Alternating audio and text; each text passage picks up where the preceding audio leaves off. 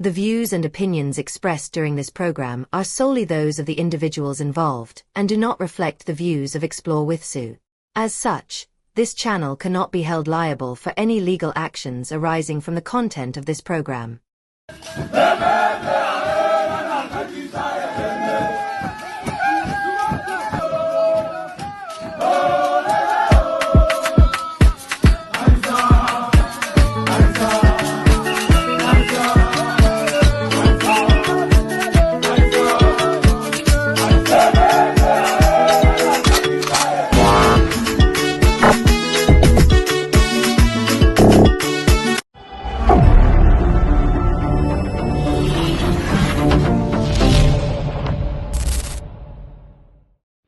Hello my besties, welcome to this channel. It's your girl Susu here.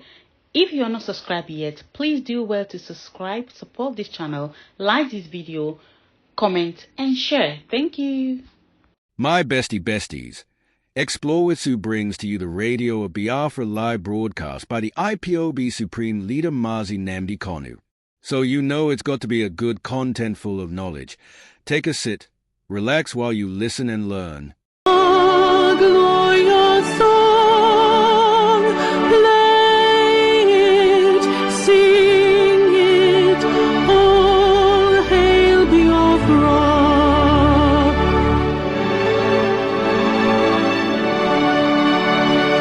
Oh, hail Biafra, we shall always remember all that perished in the struggle for our freedom. All hail our heroes, our prayer shall be known both day and night. Say them always, all hail Biafra.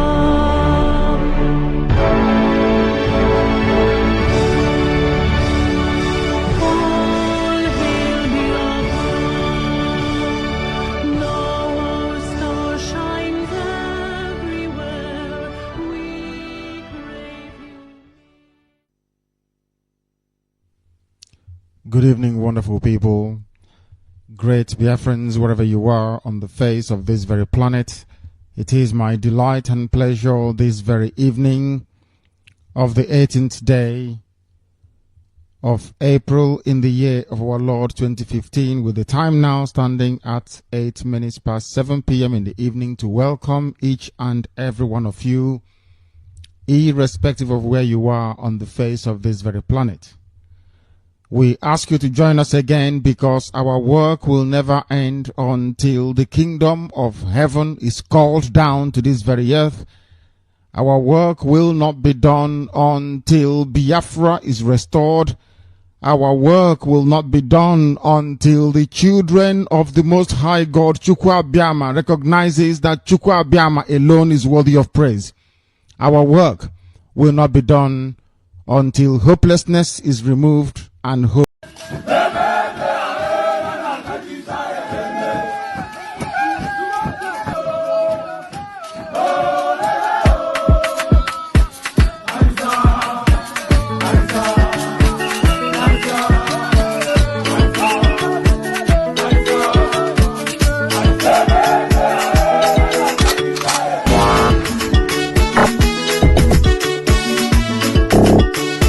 Installed. Our work will not be done until poverty is eradicated. Our work will not be done until illiteracy and ignorance is consigned to the dustbin of history. This work will not be completed until they say that we are a civilized set of people. This work will not be done until there is freedom and liberty. That is our job, and we must execute it. This job is a lot, it is immense. It is humongous. Sometimes it can be quite suffocating and very daunting. But one inescapable fact is this, that guides all that we do here, is that this is exactly what Chukwu Abiama said must be done. That is what we are doing. Therefore, wherever you are, if you have not told people before or welcomed them to what we are doing, we ask you now to try and do so. Welcome every man, woman, and child. Ask them to go to CHK 97.6 Biafra FM. I understand Enugu is working, albeit that the coverage is not as wide as it will be. We are doing the best we can to correct it. We are also making it abundantly clear to people that we are on satellite. I have said it before repeatedly, and I will keep saying it. Go and install satellite. Go and install free to air satellite. Please, we are asking you to. Our television will come on the same platform as well. The earlier or the sooner you learn how to install Radio Biafra on satellite, the better for everybody. Go and get yourself satellite. Please, I urge you. I know that 10 to 12,000 naira is quite a lot for some people. I appreciate that. And I welcome what Aba people are doing, saying they will install every 3 months 3 satellite receivers in Ijoland. We want to encourage such things, and we have actually identified, we are waiting for people, those that pledged, those that promised to support what we are doing. We are waiting for you so that we can start the propagation around Ijoland, please. Very, very key. Around the BBO as well as EFIC. You promised to try and support us in our relay station. We are waiting. We are waiting for you to fulfill your pledge so we can go there and propagate this message.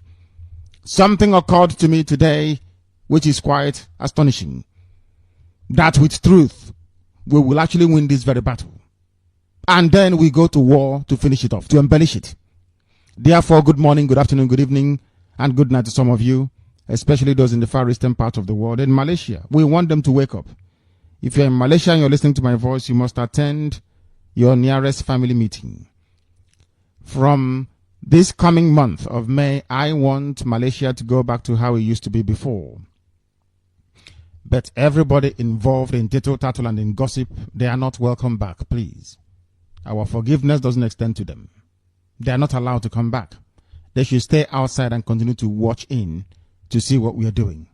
To understand that as long as you are very, very clear and open, honest and transparent in all your dealings, you have nothing to fear. Your hands are clean, your conscience very clear. Why then should you be afraid? This very evening, we are also broadcasting live and direct, transmitting to the entirety of humanity via our web portals, please, our listening posts, of which the principal one of them is www.radiobiafra.co. Radio Biafra, that is it is very unique. It's not .com, it is .co.co. Tell people we are .co.co, please, not .com.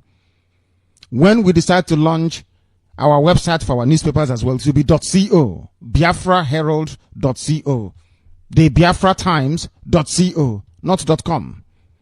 So you will know we are distinct. It will, because when people go to search for you, the instinct is to type in .com. If you are led by the Spirit, you will type in .co. You will pay attention and you will type in .co. And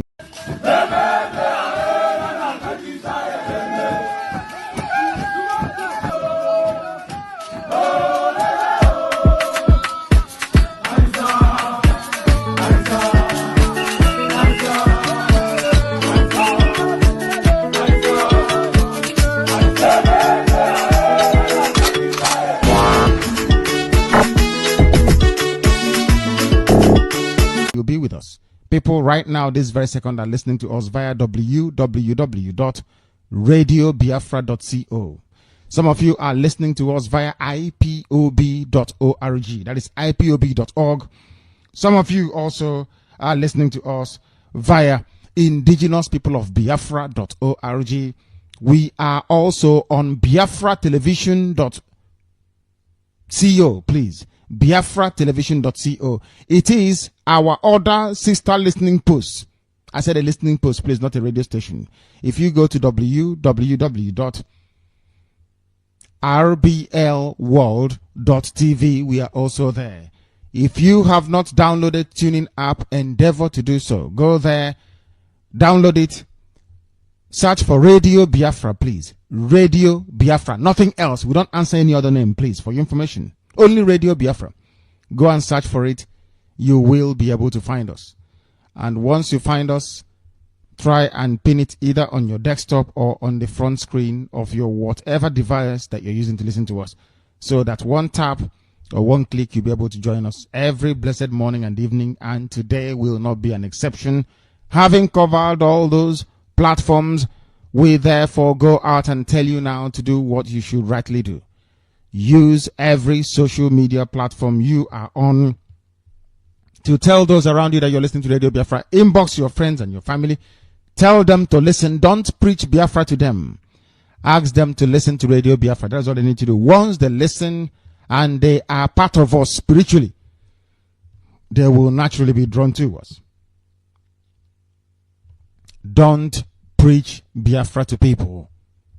Get them to listen to Radio Biafra. Get them to listen to Radio Biafra. Very, very important. Very, very critical that you try and do that all the time. We are here to preach this very gospel in truth and honesty. If you do wrong, we will castigate you. If you do right, we will praise you. We are not here to make friends. We are here to unite Biafran families. We are here to speak the truth, the whole truth, and nothing but the truth. You may not like it. You may be affected adversely by it. We may preach against what you're practicing or what you're doing. But if you're a child of heaven, you will look beyond that and come to us, because we preach the truth here. We don't go back. We don't twist our words. We don't tell you one thing today and then tomorrow we change it for something else. We don't deal with zoo politicians. We don't deal with corrupt individuals. We don't go to people who are tainted to become part of what we are doing, because Biafra is a Biafra of conscience, or it is nothing. If you don't have it in your heart, if your heart and your body, your mind and your soul is not clean, you cannot do Biafra if you are tainted. If you're a kidnapper, if you're a liar, if you're a cheat and you're a deceiver, you cannot speak the way we do. It is impossible for you to do so. We do what we do because heaven asked us to come and not man. Heaven asked us to come and not man. That is why every morning and every evening, every afternoon, of course, we stay sometimes to prep, respond to messages and run this global movement as well. That is all that we do. We don't do anything else. We make sure that Biafra comes. That is what we're working on every blessed day, morning, noon, and night. That is nothing else we do. Nothing else. This is it. And we do so in truth and in every honesty, having realized the importance and the damaging effect of corruption. Biafra failed before because we were corrupt. Biafra failed before because we were ill prepared. All those limitations and shortcomings, all those negative impact that made it impossible for us to prevail between 67 and 70, we have learned our mistakes. Now we have come with a new way and a new style, and things are happening. Believe you me, our people are being converted. I don't believe it. I do not believe it. I don't believe it. My goodness me. I go out on the street and people I thought would not recognize me, they do. It's quite interesting. Very interesting indeed. Our people are responding. I have to be honest with you. Perhaps we need to look for a far more refined way of making sure we utilize, or should I say, we harvest the opinion or the goodwill of people directed towards us. That is something we have not done because we don't want to pay a lot of attention to fundraising. It may distract us from what we are doing, or it may detract us from what we are doing. We don't want that to happen. But we welcome all of that, all your goodwill messages, all your messages of support, your prayers, your thoughts, and your kindness towards us, by which I mean the editorial board of Radio Biafra, my office, the Directorate of State as well as to Biafran families scattered all over this very world. You must be prepared for what is to come, because that thing is going to come eventually. Our Fulani will provoke it, not us. They will provoke it, and they're coming. There is one method they intend to use before I go on to pray. In fact, I should pray first of all before I go any further, and ask Chukwu Abịama to come once again to take control of our proceedings this very evening. We don't ask for much, just that your will may be done on this earth as it is in heaven. That's what we pray for. Ka uche gị mee n'elu ụwa dịka o si dị n'eluigwe. That is all we ask for. Chukwu Abịama, the creator of life, the giver of hope, you that sustain those who are unsustainable by the acts or the governance of man. For you are the most high God, Chukwu Abịama. We worship you and we bow before your throne. We give you every praise and every honor and every adoration and adulation.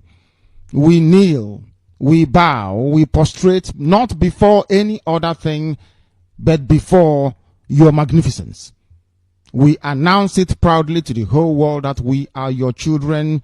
You have never abandoned us before, and you do not intend to and will not abandon us. Because if it had been your wish for us to be abandoned, you would not have asked us to come. You would not have put this very pure thought in our hearts. You would not have given us the fortitude and the grace, the strength. On the 17th day of April, 2015. Don't forget to like, share and subscribe to our YouTube channel. Browse Bearfriend Restoration websites at www.ipob.org and radiobearfriend.co. Also browse our website at www.bearfriend.org to learn more about Bearfriend history. Visit our YouTube channel more often for the very best of Bearfriend videos. Enjoy it.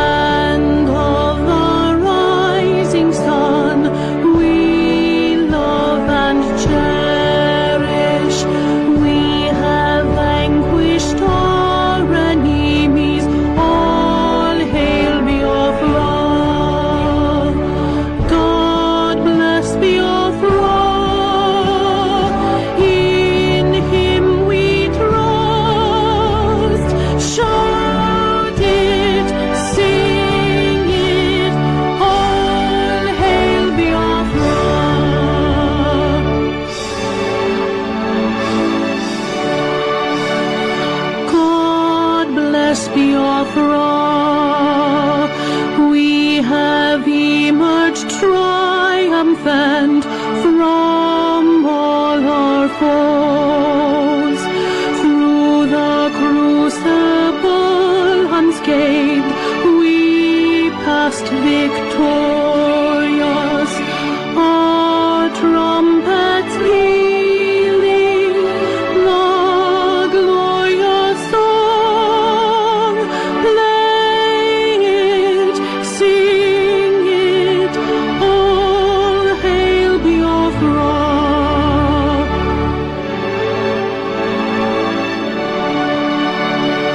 Oh, hail Biafra. Good morning, wonderful people. Great Biafrans, wherever you are on the face of this very planet we call Earth, once again we welcome you this very morning, the morning of the 17th day of April in the year of our Lord 2015. The time here now is exactly 10 minutes past 7 a.m. in the morning, and irrespective of your time zone, what you're doing, the time of the day, afternoon or night, we welcome you wholeheartedly to this Radio Biafra live transmission from the bosom of Biafra land, radiating out to the entirety of humanity. It doesn't matter where you are, irrespective of what you are doing, as long as you are close to the reception area of CHK 97.6, CHK 88.0. If you are in Iguacha and its environs, we welcome you wholeheartedly by saying good morning, good afternoon, good evening, and good night to some of you.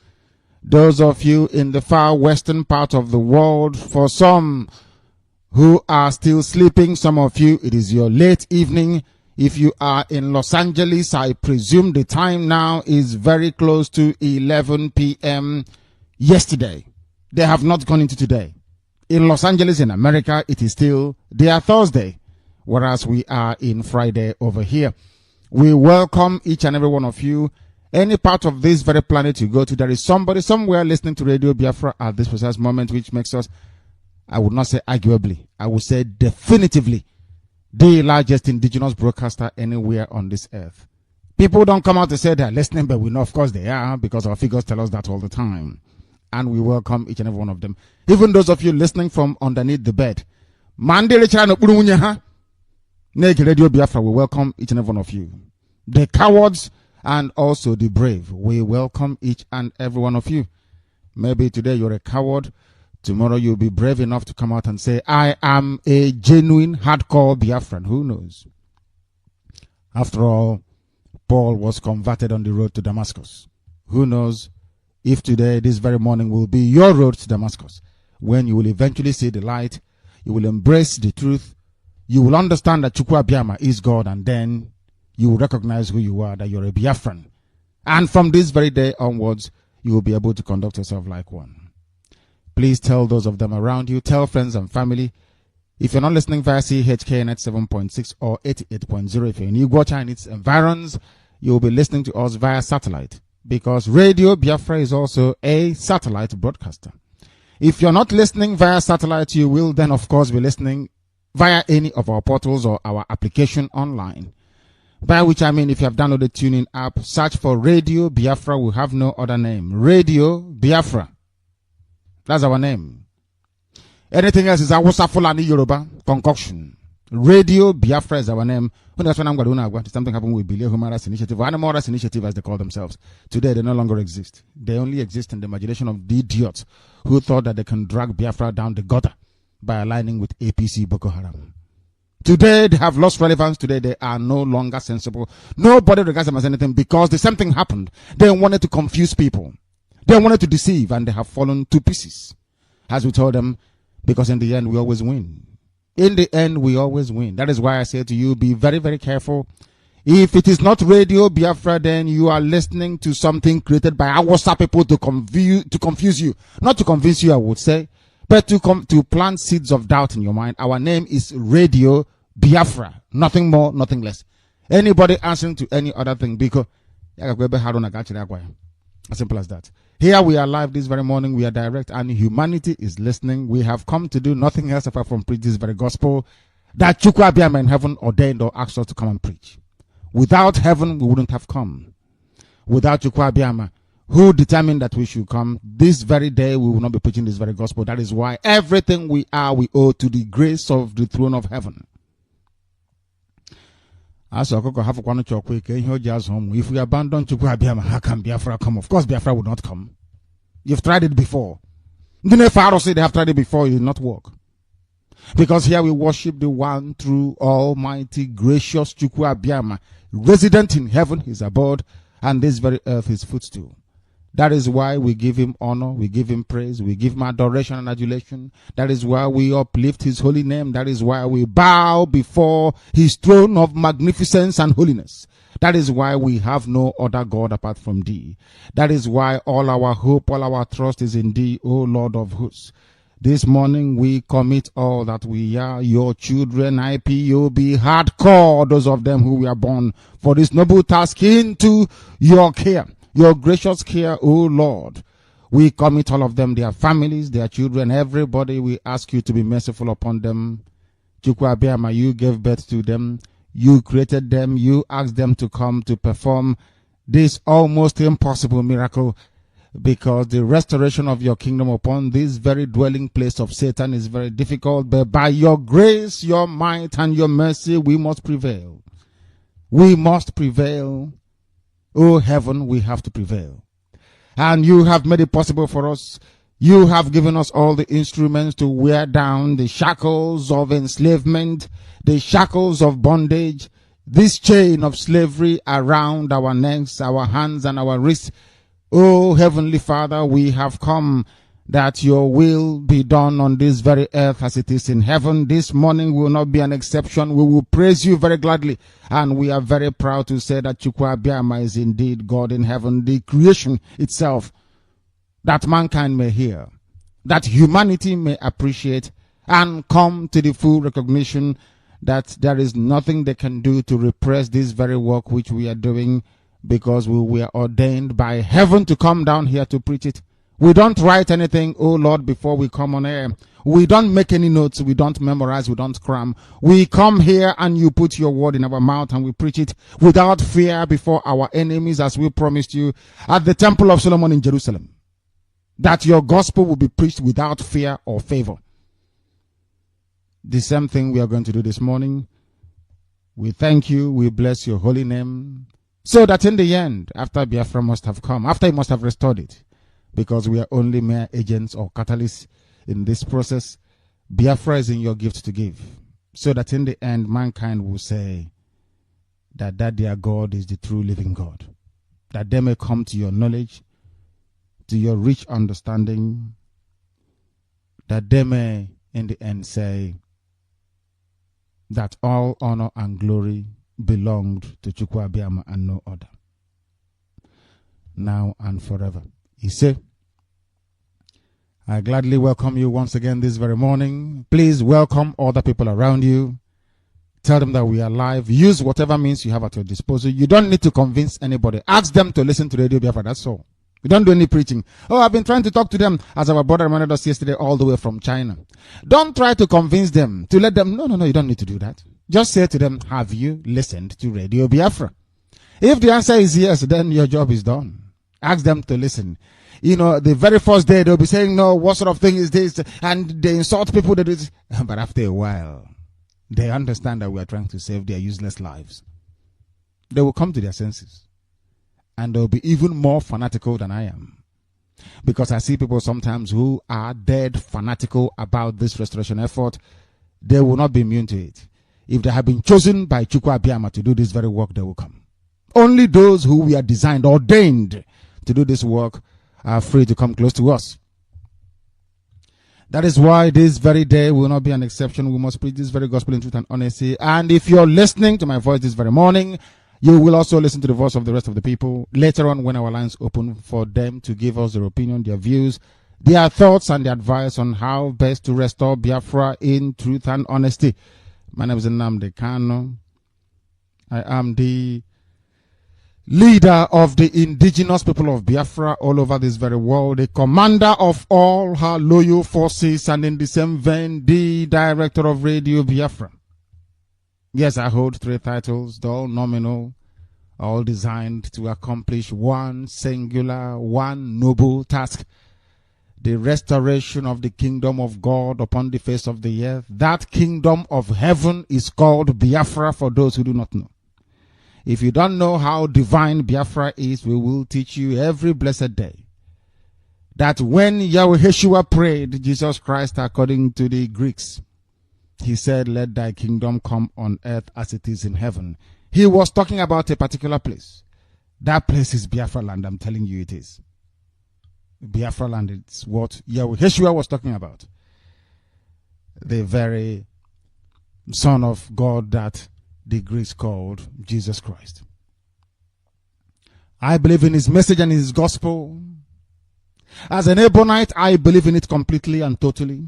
I know he was sent by heaven, ordained to preach the gospel of salvation, which I believe in. I believe in his crucifixion. I believe in that completely and totally. The same way that my forebears went to Emperor Constantine to argue is what I argue today. There is only one God worthy of praise, that is Chukwu Abiyama in heaven, as he commanded us to in Exodus chapter 20. I will keep reminding you every blessed day because the word of God. When I mean the word of God, I don't mean spoken through man. The word of God handed down by fire on a tablet of stone for eternity. He never changes. His words are yea and amen. Never ever changes. That is why this very day and onwards, I will worship nothing else apart from Chukwu Abiyama. Nothing else, as he said, nothing even in heaven, not even things of heaven should you bow down to. I am the Lord thy God. You will have no other God before me or after me. And that's exactly what I'm doing, obeying a very simple commandment from heaven. What you do is entirely up to you. As for us here, I don't worship any idol, be it white idol, black idol, pink idol, or brown one. I don't care. And I'm a Pharisee. I don't care who brings it. If you've invented an aeroplane, invented a rocket, that is your business. One thing is unmistakably clear. There is only one entity worthy of worship, and that is heaven. Chukwu Abiyama. Nothing else. Nobody else. If you don't understand that, I cannot help you. If you have the spirit inside you will also come to that realization, that appreciation. Ethiopia tried to go the other way today. They're the poorest country in Africa. Go and ask them why the chosen children of God, why are they begging for food? Because of Pharisee. Simple as that. This is Radio Biafra. We are live and we are direct, and heaven is also presiding over our proceedings this very morning. I am the director of Radio Biafra. By the very special grace of heaven, I will now, this morning and always, remain your faithful and very loyal servant. I will not lie to you. I will not cheat. I will not retreat. I won't surrender. I will not prevaricate. I will command these forces in battle myself. I will. I did not go to any particular military school. I did not. I did not go to NDA. I did not go to an military academy in America or Britain. No, not at all. But this army will fight and they will win under one singular command. You watch and see what is it. We want to be able to prove to all of you that there is Chukwu Abiyama in heaven. That's all we're trying to do. So that when Biafra comes, you worship him. You will open your mouth to confess, to say that without Chukwu Abiyama present in their lives, they couldn't have done this. That is all we want to. And heaven understands this very well. That is why Chukwu Abiyama will continually be merciful upon our lives. Give us the grace, the wisdom, the understanding, the fortitude, and the knowledge to go and prosecute this very campaign and come back successfully. That you may follow and say that the Lord is good in our time. This is Radio Biafra. Welcome you once again. Our lines will open, and when it does, I will invite you to speak.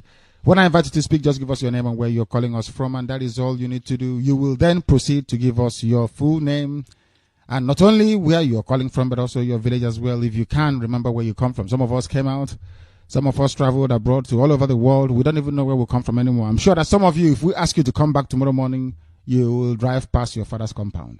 But we are live this very morning, and the numbers to call once again, anytime our lines open, remain 081-738-13596. I repeat, 081-738-13596. We have another line as well, which is 081-7244-1079. I repeat, 081-7244-1079. I don't know why people abroad are not given to calling these very numbers, but please, I strongly recommend, I strongly suggest that you participate by calling this number. Of course, Abba is very dominant. What do we expect? That was the very first place that our mothers rose up against slavery in 1929. The very first uprising against white rule in the whole of Africa happened in Aba.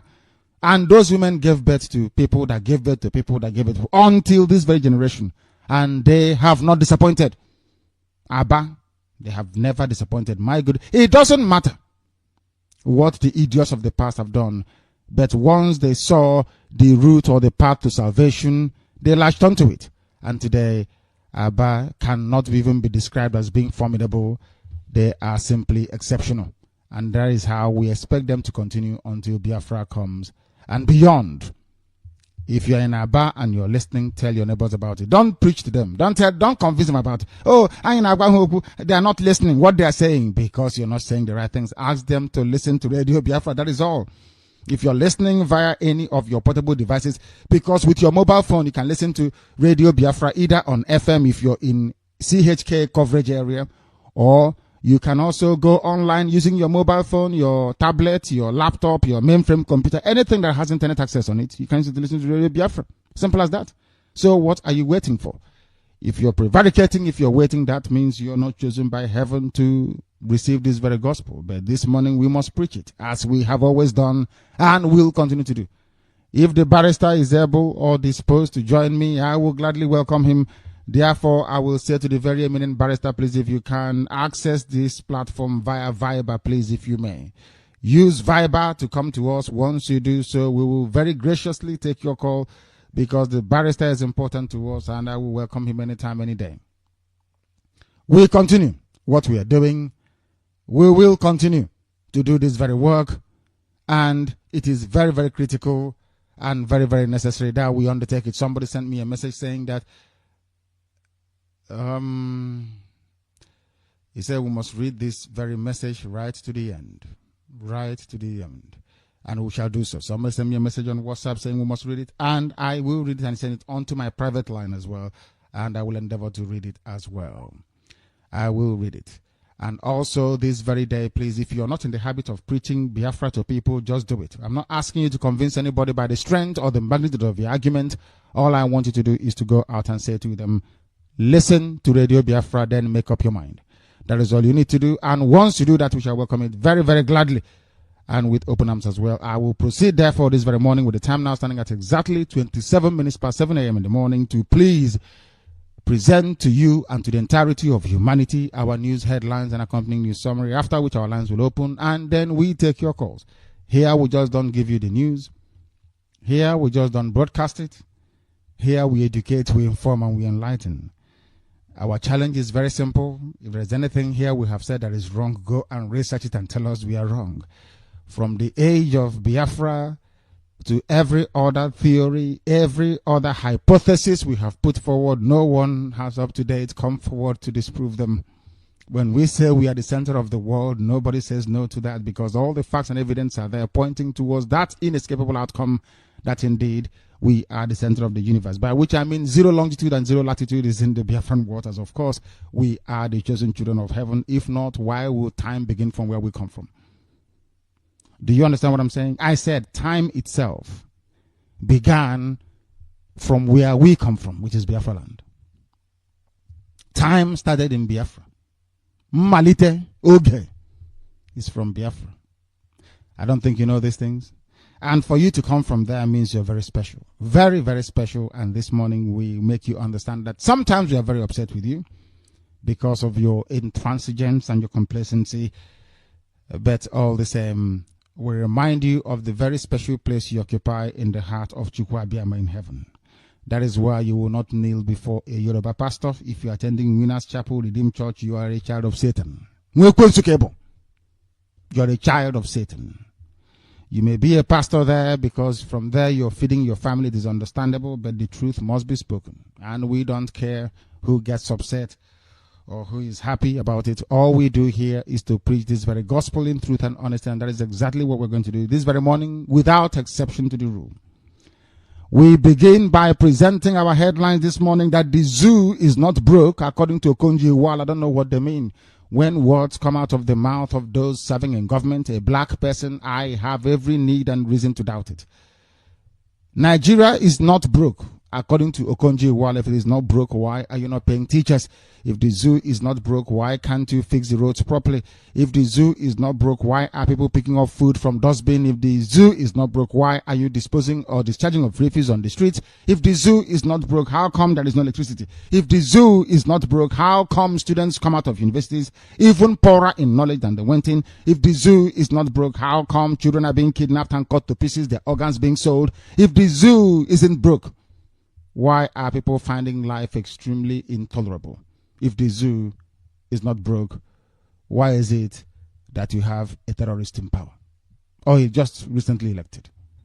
All these things point to one fact, that the zoo is broken, both financially, morally, politically, and otherwise. And there is nothing anybody can do to fix it. Because this year we march. We are looking for guns, we are looking for bullets, we make it very open to the whole world. If you're a scientist, we recommend you come close to us, because we have the facilities to allow you to showcase your skills. And we say it openly to the hearing of the world, because we are not alive anywhere.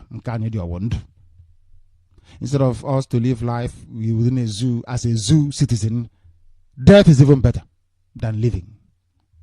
That is why you must apply yourself to what we are doing. That is why you must be very bold and very strong. If you have fear inside you, you cannot be one of us. Because we are without fear before our enemies. Will tell them, I tell the zoo you will be destroyed, so that when we do it, it will even be sweeter. This morning we are telling them the same thing, that the zoo is broken. Ngozi Okonjo-Iweala, of course, is lying, because that is her job, to lie. They gave her a certificate of commendation, because the more you're a failure as a black person, they will commend you. Foreign countries will commend you. You never see them coming and saying, oh, Mozambique is doing very well, because before the floods came in 2006, Mozambique was actually the fastest growing economy in the whole of Africa. Mozambique and Botswana are doing very well economically. I'm not asking you to migrate there. No. Allow them to do their work. Go and build your own. They were doing very well. The economy of Mozambique was growing at the rate of 40% every blessed year. I said 40, phenomenal figure. I said to you. But until the floods came in 2006 and tried to destroy part of the economy. I don't know if they've recovered now very well or not. Therefore, we want to replicate the same miracle in Biafra land. The zoological republic is broken. The people are very lazy. Awasa Fulani contributes nothing to the economy. Yoruba is all there like a fly to pollute, to perch on your food and to pollute it. That's their job. Yoruba. They contribute nothing also, but they enjoy all the oil. To make matters worse, I shall tell you later on, they even want to be paid oil subsidy as well. That is how evil and how wicked people are, because they are black people, and what do you expect? They are naturally disposed to doing evil, but here we seek to correct that.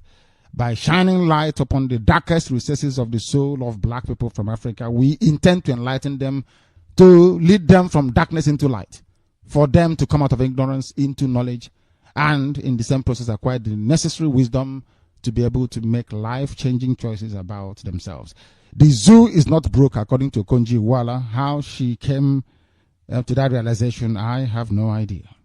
We must continue this very morning the presentation of our news headlines by also informing you that the Zoological Republic, they have now sold Nitel and MTEL to NATCOM. I don't know what it means by hands over Nitel and MTEL to NATCOM.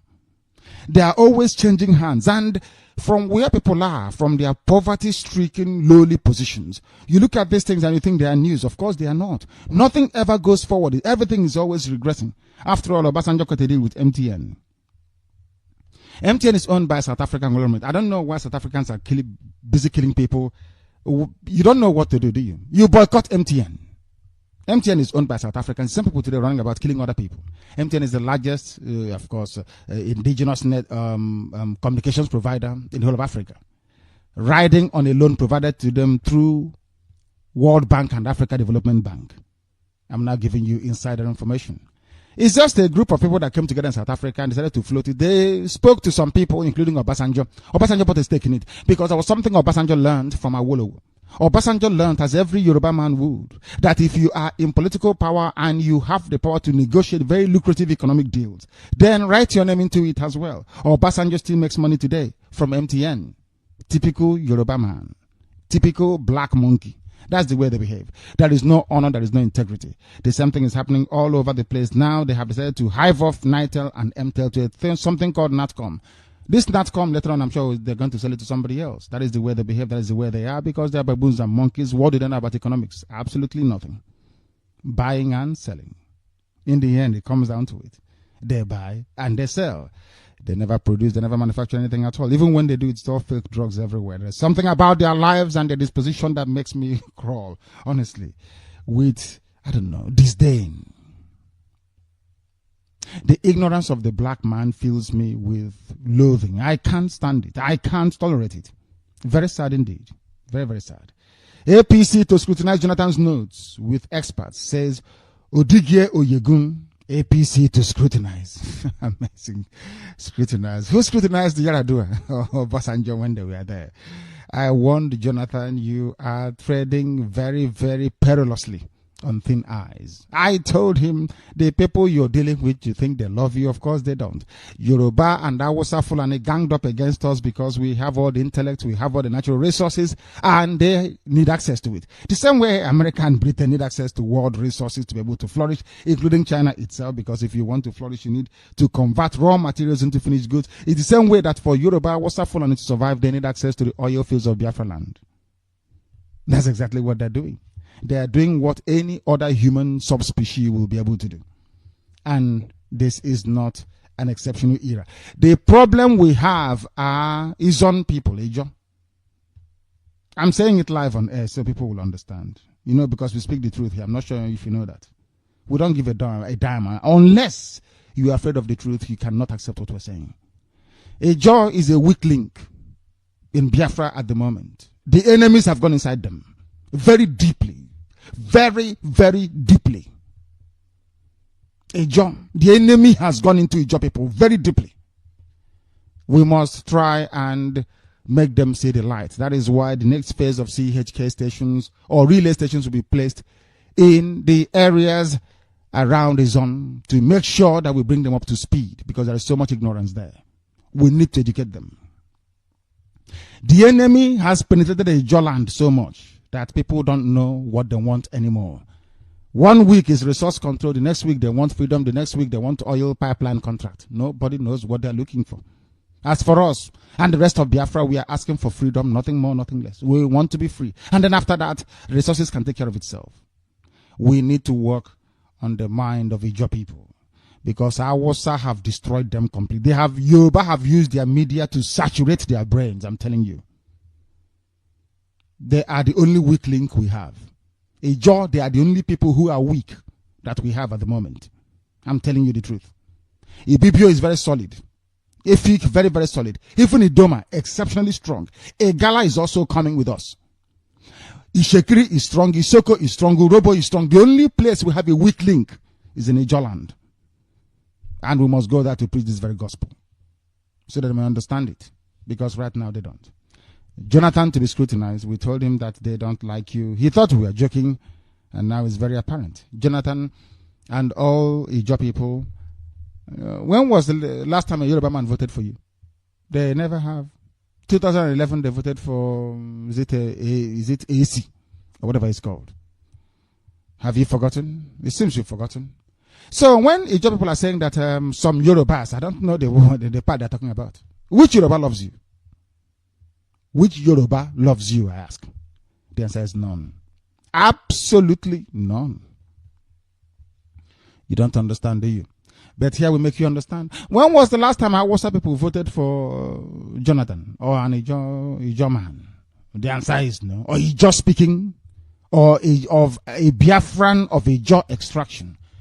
Because it doesn't even have a common language. Those who say that we speak different language as a means by which we can distinguish or try to exert our autonomy or independence must know that even in Bayelsa State, they speak up to 5 languages in Bayelsa State. For your information, you may not understand, but it's the truth. The common denominator or the common binding factor is our culture and our tradition. The things we do and how we do them, the food we eat, and our tolerance and penchant for democracy.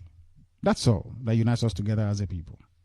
Ijo must be very, very careful. Very, very careful, because Yoruba has done damage to them, to their psyche. The fabric of their brain has been destroyed.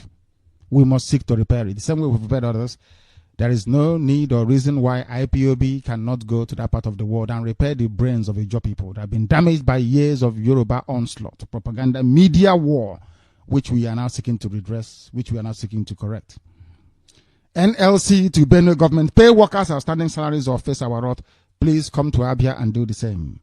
Theodore has finished off what was left. The damage done by Ojozo Kalis is nothing compared to the bulldozer with which Theodore came to wreak havoc rather, on the lives of the people of Abia. Very poor. That is why you find that Omoahe can hardly call Radio Biafra. The subjugation is too much. They say that people have been subjugated. The mental slavery in Abia, in Omoahe especially, is beyond. I remember when I was small, I used to get very upset. I would go to see my aunt in Aba in those days. And there's a record that they used to play. They'll be mentioning cities. About Mwambani Baroso, Brala, Boso. I don't know if you know that song very well. I'm old enough to remember it. There's a song that talks about when, during the war, Baroso, Buala, Boso, sort of thing. And they'll be mentioning cities. They will say Onisha. But when the lyricists mentioned Omoahe, somebody from the background said, Nwoke na lie. I don't know if you remember. I remember it very well. My aunt, they used to play music, and from a very early age, I went into music, not to play, but to listen and to enjoy it. And it used to worry me then. Whenever the record gets to that very point where it will say that Omoahe is not a city, I used to feel very bad. Until I grew up to understand that some things are, there are some truths you don't question. There is a particular docility, I don't know if it's timidity, about Omoahe people that makes me wonder. They rarely call radio. They're all over the world, but they rarely call to say this is where they come from, because they're very timid, very, very timid. They have been enslaved to the point whereby they cannot talk. Omoahe is a problem. It's a very big problem. I don't know if it's because Biafra fell completely and totally in Omoahe. I don't know if that is the case. They need to wake up. They are very, very lazy and weak. Omoahe is lazy and weak. They need to wake up. Pay workers outstanding salaries or face our wrath. And I'm from Omoahe for information. I'm not a sentimentalist. I don't believe in sentiment. I don't believe in it. I speak the truth. It doesn't matter. If I'm affected or not is irrelevant. Is it the truth that we are speaking? Omoahe is very weak and lazy. Very, very weak. Sad indeed, isn't it? Pay workers salaries or face our wrath. They should bring it to Abia. This is happening in Benue. They should come to Abia State, please. Lawyers ask court to jail multi-choice MD for contempt of court. There was a time I used to tell all of you here that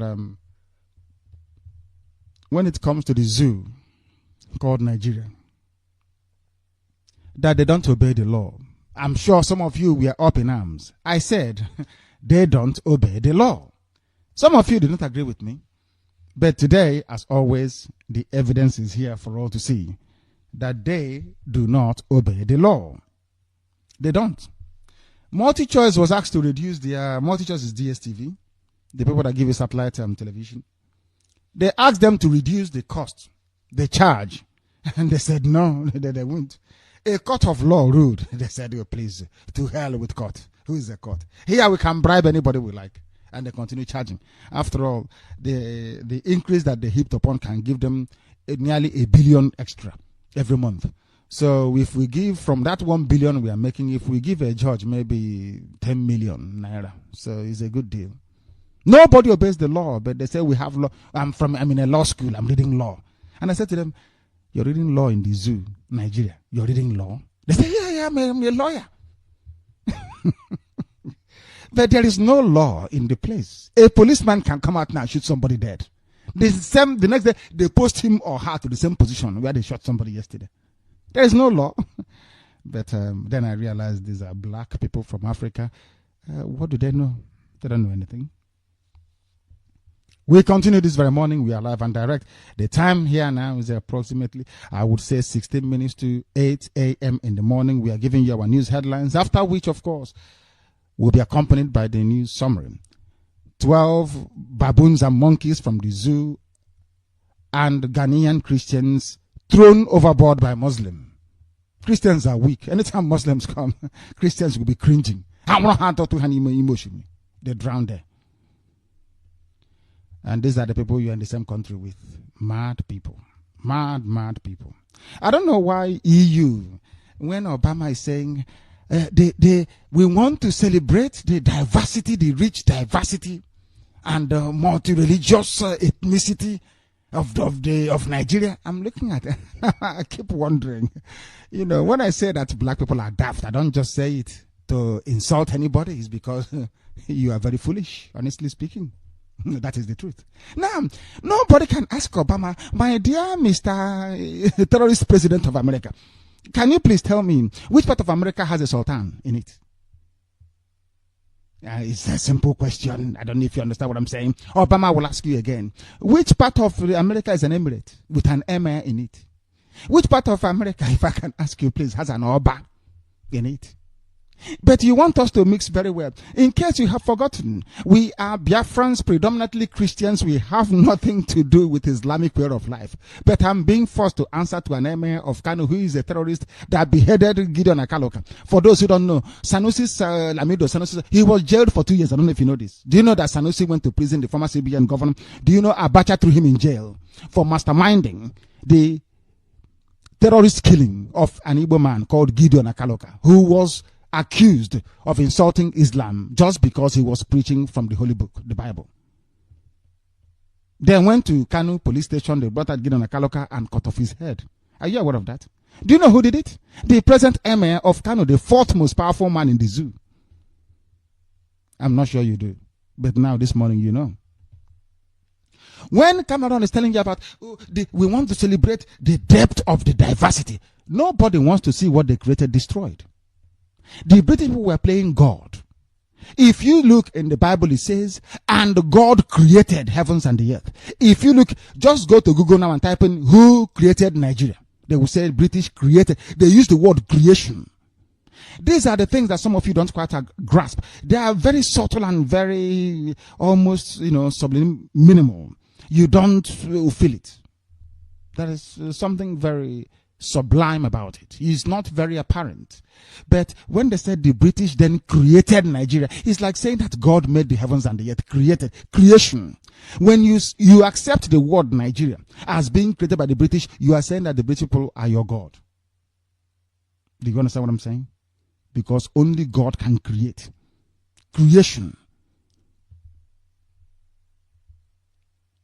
That is why you call pregnancy or the process of, the pregnancy process, you call it procreation. When you give birth, you're procreating. And people understand that without the divine grace of heaven, you cannot procreate. Some can say it's a natural biological process, of course. It is part of creation. What they are trying to say to you that Africans don't know is that when Europeans came to create these countries, by allowing those countries that Europeans created to stand, you are saying that Europeans are God. I don't know if you follow what I'm saying. I will try once again to explain it to you. America was founded but not created. The present United States of America, they will say our founding fathers. They will say not created. No, it was founded by. That is understandable. To found something is noble, is normal, is nature. To create is divine. That is why a pregnant woman is an embodiment of holiness, if you understand this very clearly. It's a very delicate period. You understand that because you're trying to bring life to the world. There is something deeply spiritual about it. People will tell you this. That is why a woman can give birth in a marketplace without losing face. A woman can give birth in public. It doesn't matter. Because that very act of procreation is divine, ordained by heaven. I'm sure you know this, that women have given birth before. Even in public lavatories, it doesn't really matter. It doesn't matter where a child is born. As long as a child is born, it doesn't matter. We are regaled every blessed day about where Yahweh Yeshua was born, which is Jesus Christ. He was born in a manger, isn't it? Where there are animals. That is to tell you, there is something divine about procreation, that it doesn't matter where a child is born. A woman never loses face because of it. She cannot be, look at that woman, she gave birth in the marketplace. That is nonsense. It doesn't matter. Nobody can say that. Jesus Christ was born where there are animals, where animals are sleeping. This is Radio Biafra. That is why it is the best radio station in the world. Because when you come here, you learn. Every blessed day, you must learn something. Morning session, evening session, it is always the same. Knowledge all the way through. Not by any strength of ours, but by the grace of heaven. Chukwu Abiyama said we should preach it. And that's exactly what we are doing. Why are we digressing this morning? Because it is important to draw inferences from all aspects of life and human endeavor. To buttress our points and to drive it home. That's all that we do here. Nothing more, nothing less. The things that you find around you is what we preach about. That is why it is necessary for people to understand and appreciate the fact that Britain creating Nigeria makes Nigeria a very pathetic and wretched contraption. Man cannot create. He can only create with divine assistance from heaven. And you are not God. Lugard is not God and therefore has no mandate to create a nation. It's impossible. That is why the zoo can never be a nation. If you want Islam so much, EU, go and bring in Albania. Go and bring in Turkey. Go and bring in Kosovo to be full members with full migrating rights within the EU. Then we know you're serious. If you love multiculturalism so much, David Cameron, why did you have to assert on Easter Sunday that Britain is a Christian country? So you know you want to assert the how can I put it, shall I say the Christian nature of the British, but in my own land where there was no Islam, up until date, you want me to embrace Islam. That's what I call hypocrisy. That is why they're afraid of us. Even the whites don't want to come to a debate with us. So we write to them. I write to them and say, come, let us, you want me to be part of Nigeria. Can we debate this in public so that the British people can hear it? And they are running from us. I said, white people, can you debate with us? The answer is no, they are running. Why are they running? Because they know there are holes in everything. As go to America, you see the founding fathers of America. Nobody can tell you we created America. No, we founded it. Yes, because only God can create a nation. And that is why in their money, in their currency, they said, in God we trust. Go to American currency now, you see it in God. Why do you think they put it there? The all-knowing, all-seeing God is who we trust. But the British will say, we created Nigeria. And some of you idiots are answering, I'm a Nigerian. I'm in this COG. But what do they know? These are black monkeys from Africa. What do they? Their brains are empty. They know nothing. We continue this very morning. Subsidy debt. Marketers may halt petroleum importation because of subsidy. I have tried to explain this subsidy. I don't think people are understanding it. Maybe I'm not explaining it very well. Some of you don't know that you import petrol. The petrol you put in your car now in the zoo, today, this very day, was imported from abroad. But the question is, how do you get petrol? You get petrol from crude oil. Oh, do you mean crude oil, the same thing that the zoo sells to get money? Yes. You mean crude oil that is coming from exclusively from Biafra land? They don't have it. They said they're looking for crude oil in the Chad Basin. They have nothing. There is no oil there. They're not blessed.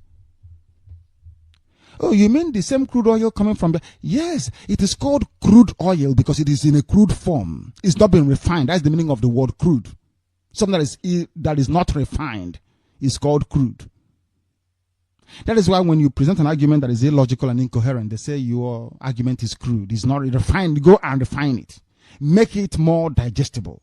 As crude oil is, you cannot pour it into a car and it will run. You need to distill it. You need to remove all the other impurities, all the other carbon. And if you want petrol, you get petrol, which is fuel. You call fuel, petrol. If you want kerosene, you get kerosene. From the same crude oil, you know. You get kerosene, you get petrol, you get diesel, you get engine oil, you get all of these things from the same crude. If you pour it all together, it becomes crude oil. If you separate all of them, become refined product. From where you get bitumen as well to make tar, you know, the asphalt you put on the road. Do you know that they dig up the oil from Biafra land? Instead of refining it in one of the 4 refineries they have, they take it abroad. I want to explain to you why black people are very, very foolish. They dig up the oil, they put the oil in a big tanker, you will buy it.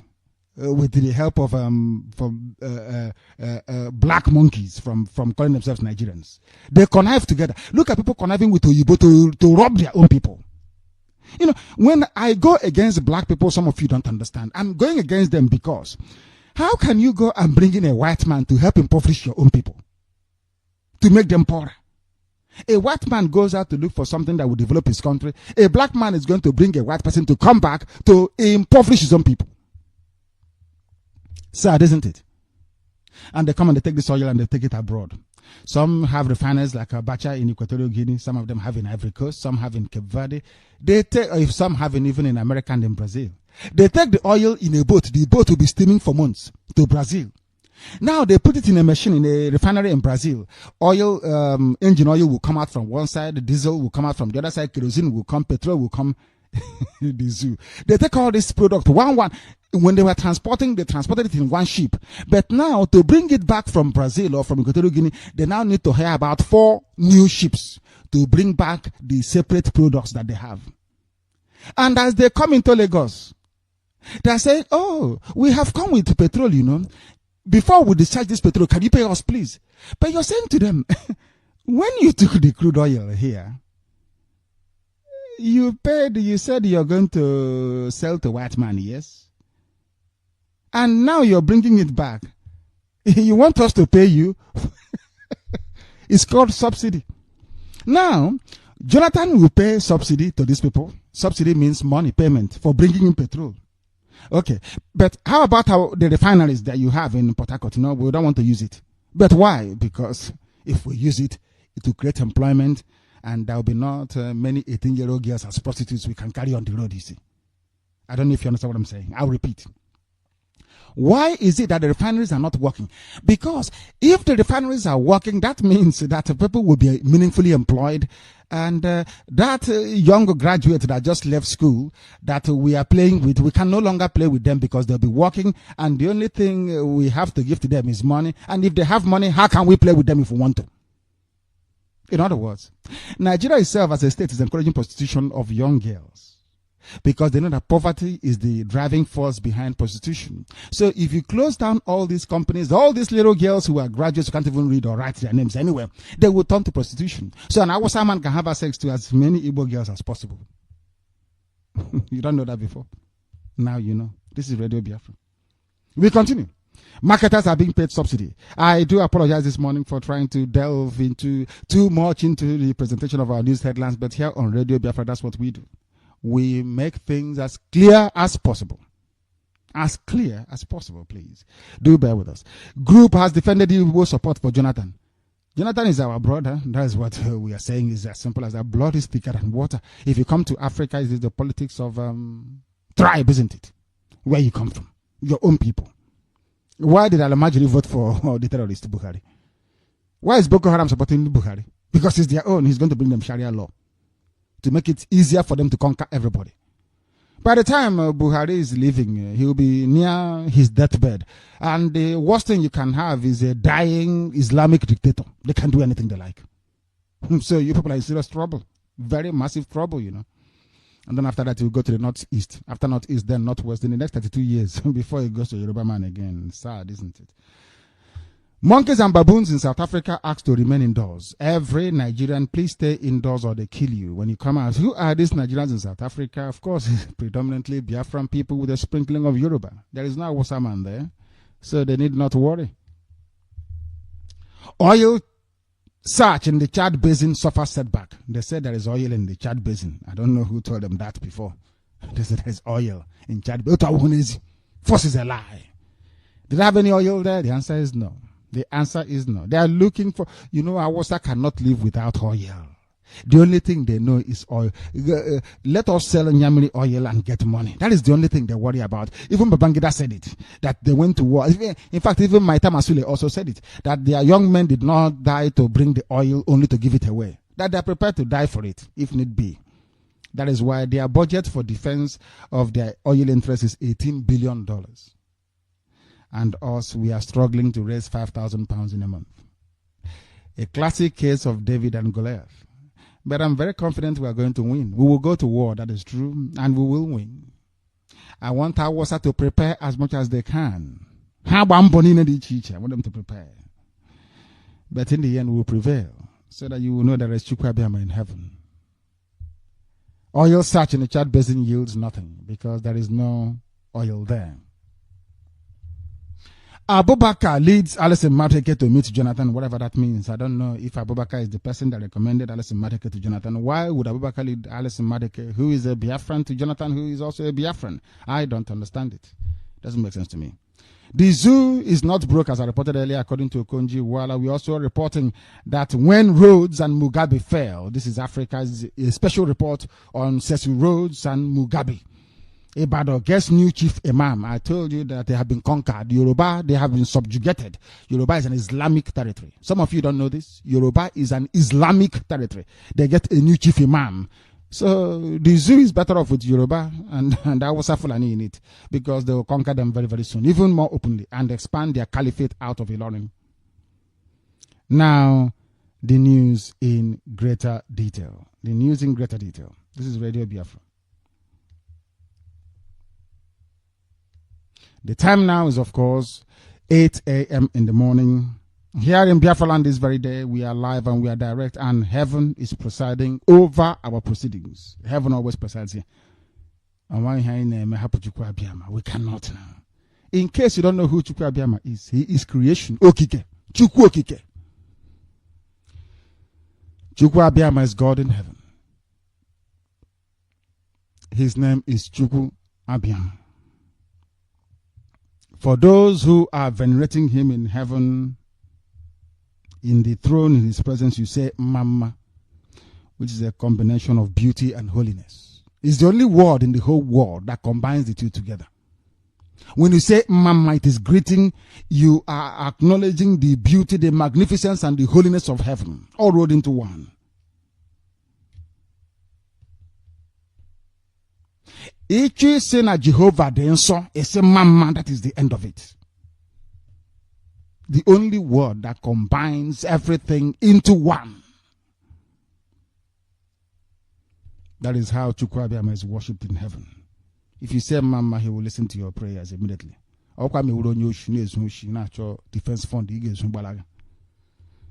like the vagabonds in China. You know that when you are a product of a fraudulent society, you turn into a petty thief, a confidence trickster. You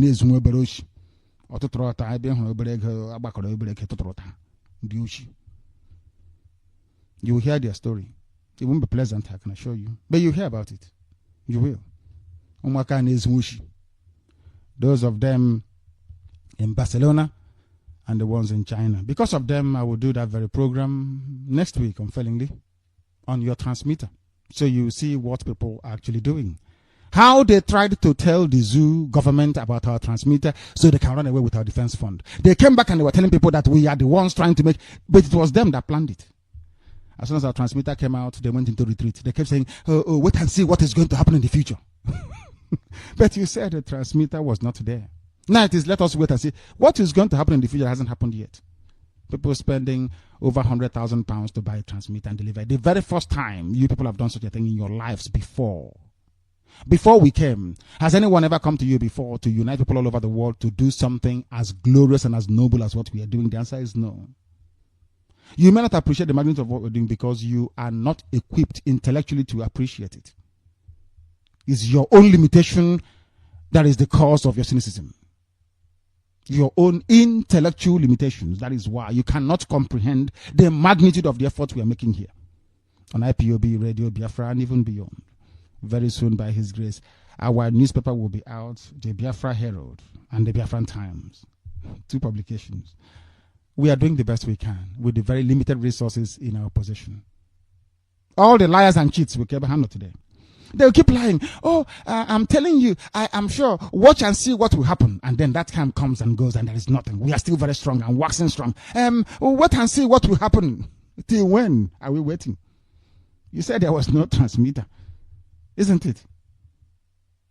You said we cannot do anything. And you were there when Jonathan's people were lamenting that Radio Biafra IPOB cost them the election because our people did not vote. Have you? Some of you don't read.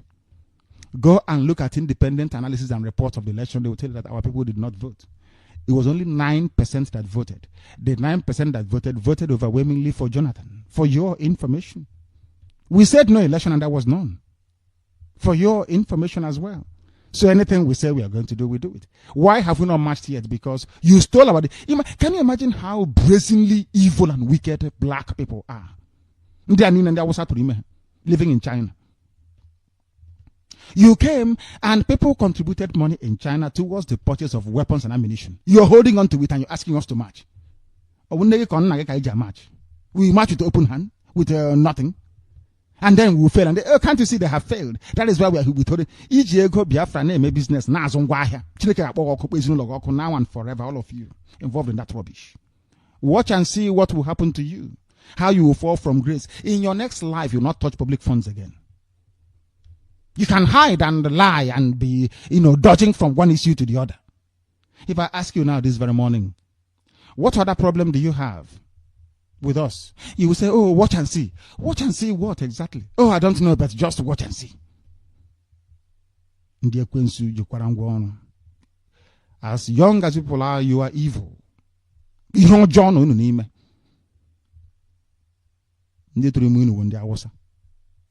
can't deceive us. You can't deceive us. Wazirika was deceiving people for very many years. But those who had vision and foresight saw what he was doing.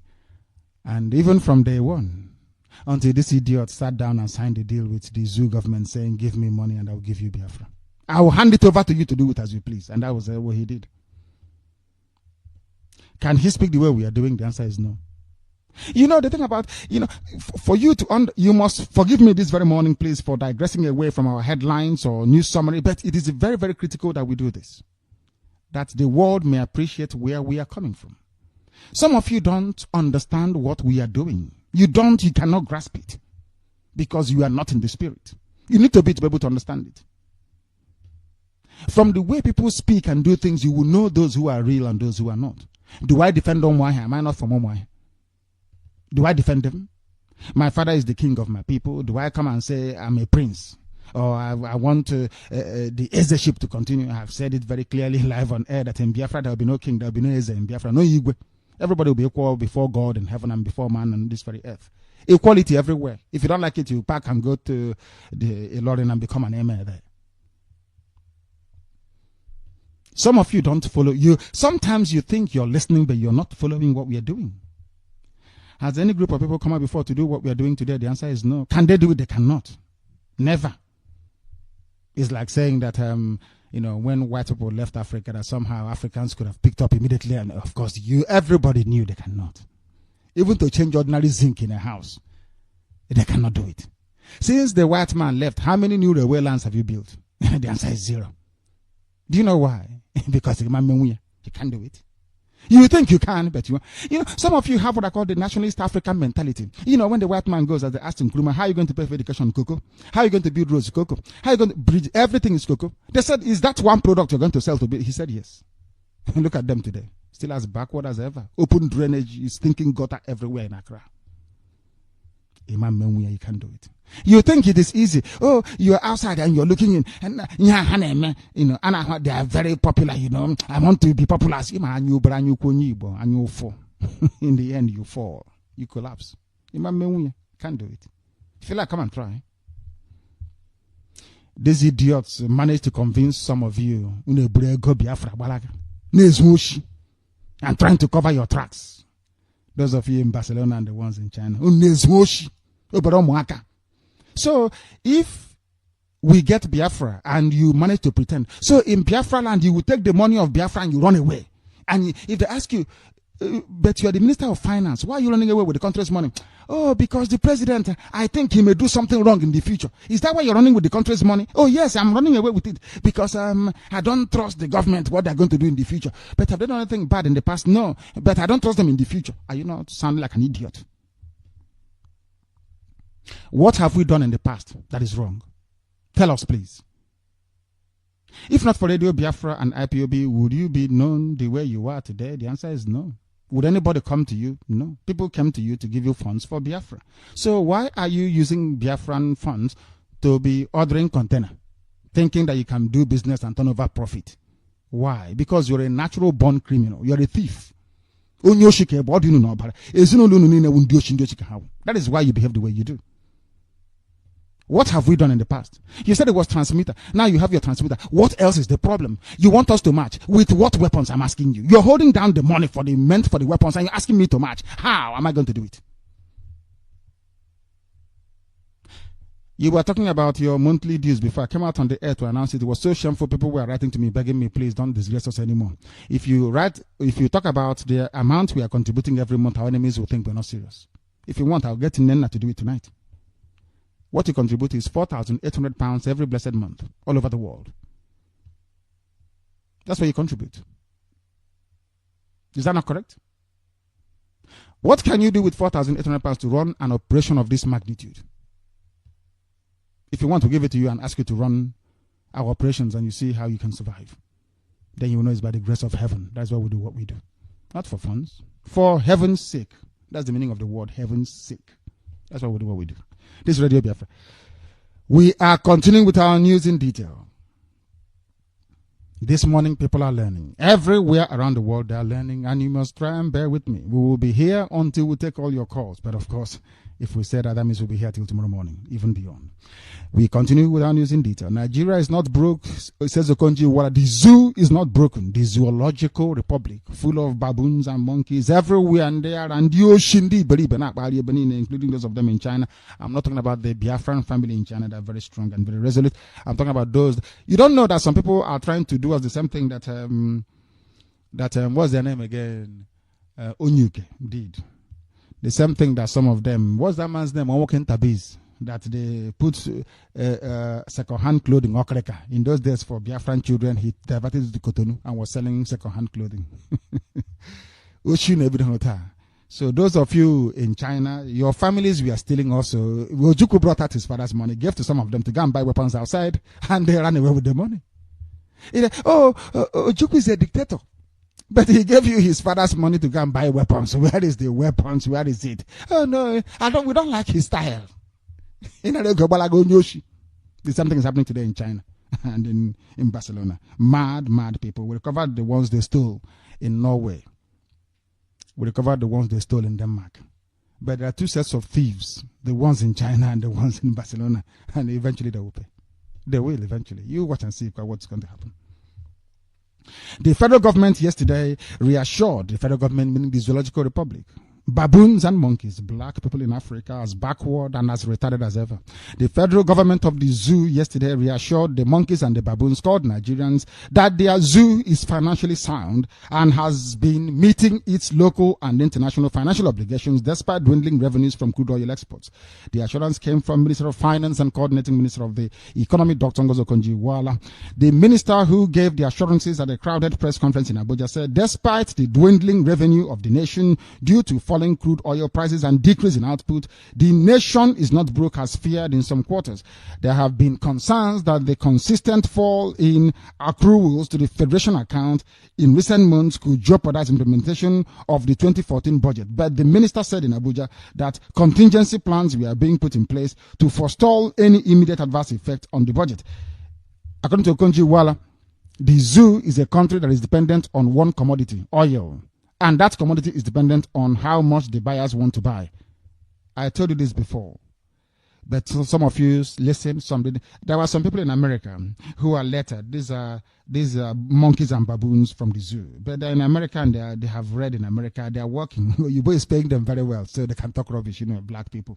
Once they work with whites, they can start talking nonsense, claiming they're educated. And I wanted to make them understand that they are not actually educated. Ngozi Okonjo-Iweala have come this very day to reiterate what I've always told you. The zoo depends on one single commodity given to Biafrans by Chukwu Abiyama in heaven, nature. That is crude oil. So what they're saying is that without crude oil, these monkeys and baboons will crawl back on top of the trees and start jumping from branch to branch, eating fruits only and leaves. That's what they're saying. Japan has no crude oil. In fact, Japan has no natural resource. There is no coal, nothing. Japan is a force to be reckoned with. All over the world. Why? When you say, I compare like with like, why? Because Japan is a nation. Japan has consistently the same value system. They have the same religious belief, or some of them are atheists, of course. And Japan, of course, has policies and goals which are consistent with the development and advancement of their people. The same thing doesn't apply in Africa, you see. It doesn't. Ngozi Okonjo-Iweala is telling you that you are dependent on one product. It's called a rentier economy, as my friend Gordon Hayden, the great economist, will say. Rentier economy, R-E-N-T-I-E-R. That's what it's called. Rentier economy. An economy that depends on only one product. Do you know that during nearly 70 years ago, when they were agitating to free Africa from colonial masters, from white people, during that time, Britain and France and Belgium and all other people in Portugal, we are dependent. All their colonies in Africa, they were selling one produce, one natural product, not manufactured product, no. That's natural. It could be cotton, cocoa, sugar cane, anything, groundnut. Do you know that in the 21st century, 15 years into 21st century, do you know that all those African countries are still dependent on the same produce and products that the white man sold to survive today? I don't know if I'm making any sense here. I will go by what Ngozi Okonjo-Iweala said, that the zoo is a country that depends on one commodity, oil. People are not ashamed to say such rubbish in the 21st century. So, Ngozi Okonjo-Iweala, you have universities with engineering departments, with, chemistry departments, with physics. You're saying that all the people you have been producing as graduates, that the essence of university education is lost on all of you. That you cannot diversify your economy away from oil dependence. You are still depending on one singular crude oil every blessed day to be able to eat, to buy siren for police, to feed backward. Empty brains. So when I call you a baboon or a monkey, please don't get upset. Try and change. You sell only one product given to you by nature. So that means that your hands and your brains cannot coordinate and work properly. You don't manufacture anything. You don't do anything. Just sit down and sell crude oil. And then give everybody guns in the name of security. The only place in the world where somebody carrying a gun is security. Is seen as security. Have you made security arrangements? I said to them that the best security you can make is employment for people. Don't you know that? The best security in life is employment, food, and clothing. That's all that people, if you get up in the morning and you go to work at 5 o'clock, as my wife does, get up in the morning around 5 to go to Coca-Cola where she's working. I mean, come on, for goodness sake. What time will you have to go and start doing armed robbery at night? Because you'll be so tired when you get back. So you don't know what work is. Oh, so you think that work is just there to go and make money? No. When you're at work working, that means you're not outside stealing, doing armed robbery. So you don't know that before? That employment is the only panacea to societal ills in terms of security? So you don't know the meaning of akon. So when they say that the idle man is a devil's workshop, you don't understand what that means? That when you have graduates who are not doing anything, you have people unemployed. That the devil begin to tell them stories. Okay, you never knew. Now you know. Ngozi Okonjo-Iweala is saying that the zoo only sells one commodity, and that is crude oil. Everybody is dependent on crude oil. So if the world decides not to buy crude oil, you all starve to death. And she said it here as well. It's quite interesting, isn't it? We had a yo-yo kind of expenditure pattern before 2003, but after that, even when there was a fall in the price of crude oil from $140 per barrel to about $35 or $38 between 2003 and 2008, our economy remained stable because we had accumulated about 22 billion in the excess crude account. So all this, please forgive me, we must dwell on it.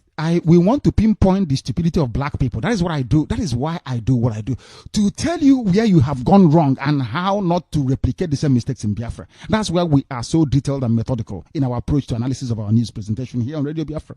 We don't want this type of nonsense to happen in Biafra, so that your children can go back and listen to our broadcast and say, oh my goodness me, but we are warned about these things in times gone by.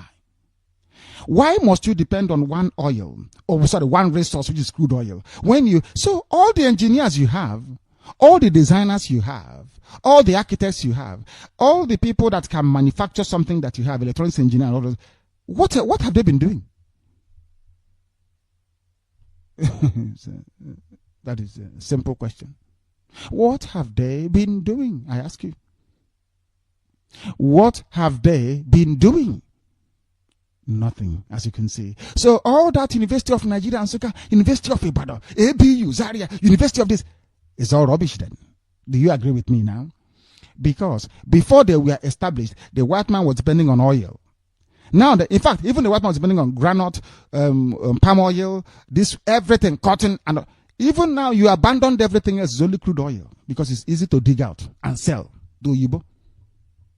Now tell me why you need universities then. Oh, sorry. We need people who can read and write to be able to steal. This is Radio Biafra. We are continuing this very morning. Wherever you are, we are live about 20 minutes past 8 in the morning. We are presenting our news in greater detail. It's in detail because we analyze it here so that you understand, so that you appreciate, so that you follow. You begin to conceptualize what it means to run a civilized country, which is what Biafra is going to become. Because without civilization, Biafra is nothing. It is no longer the kingdom of heaven upon the face of the earth. And we are determined to make it so. And we are continuing this very morning with our news in greater detail. The government of the zoo hands over NITEL and MTEL to NATCOM. The government of the Zoological Republic yesterday approved the handover of Nigeria Telecommunications Limited and its mobile arm, MTEL, to NATCOM. National Council on Privatization, NCP Technical Committee, Deputy Chairman Haruna Sambo. Look at Tonya Awosa being in a privatization council. That's all they do. Awosa everywhere. Can you run this thing? The answer is no. You read Arabic studies. What are you doing looking into privatization and how to privatize companies? I don't get it, do you? Do you get it? Because I don't. A graduate of Arabic studies, Arabic, presiding over privatization. This is another misnomer, I would say, another anomaly, if you allow me, about the reasoning capacity of black people, which I'll keep on harping upon, I'll keep on lamenting until you change. You think that because the white man is telling you in 21st century Europe and America that the government needs to take less and less direct involvement in terms of economic outcomes, you follow suit. They say, oh no, we're only concentrating on macro policies. We don't want to interfere in the micro. We don't want to see what goes into factories and what comes out. No. But China is there as a compelling example. There comes a time in life when the state must take an active part in economic growth and planning, of course, of the national economy. After that, then private sector can take over. Even in Britain, up until a few years ago, before water was privatized, it was owned by the state. British gas was owned by the state, British government, and also is telecommunications as well. BT was owned by the state before it was privatized, not up to 25 years ago. So before that time, there was significant government interference in economic planning and output. It is called the political economy phase of a country. There has to be, why? Because there are no lines of credit open to entrepreneurs. Because not every business idea will flourish. So you have what is called bad loans. You don't know how to underwrite bad loans that banks can make to people who are trying to start up their business. In other words, the risk takers. People don't take risks in Africa. That is why Africa is so poor. You depend on one material alone. You can't manufacture anything and you are hopelessly backwards. If something is happening there, asking Onyawosa to sell, to hand over NITEL and MTEL to NATCOM, all in their own within the same family. He spoke after the NCP meeting chaired by the Vice President Mazi Nnamdi at the Presidential Villa, Abuja, said that the consortium had completed the payment of 252 million, being the cost of the firm's acquisition, to sell an infrastructure of NITEL's magnitude, including the tower block. In fact, only the NITEL building at Marina in Lagos, how much is it worth? I'm asking you a simple question, you know. All the towers they have, all the mass communication mass they have, how much is it worth? That they're only selling it for $252 million. How sad can that be? How sad. People don't, you think this is nothing, isn't it? Hey, ordinary news. They said they're selling NITEL. Do you know the implications it has for you? For the cost of the calls you make with your phone? Do you know that if this particular infrastructure is sold to somebody who is competitive, that the price you make for making telephone calls will fall drastically? Are you aware of that? But no, they won't let it happen because MTEL and Nitel and what's the name? No, MTN and Glo and Airtel and it is they will all gang up. They will buy it and they will rubbish it. They put it aside, so you continue paying high cost. But I'm not sure you pay attention, really. Baboons and monkeys everywhere. We continue. This is Radio Biafra.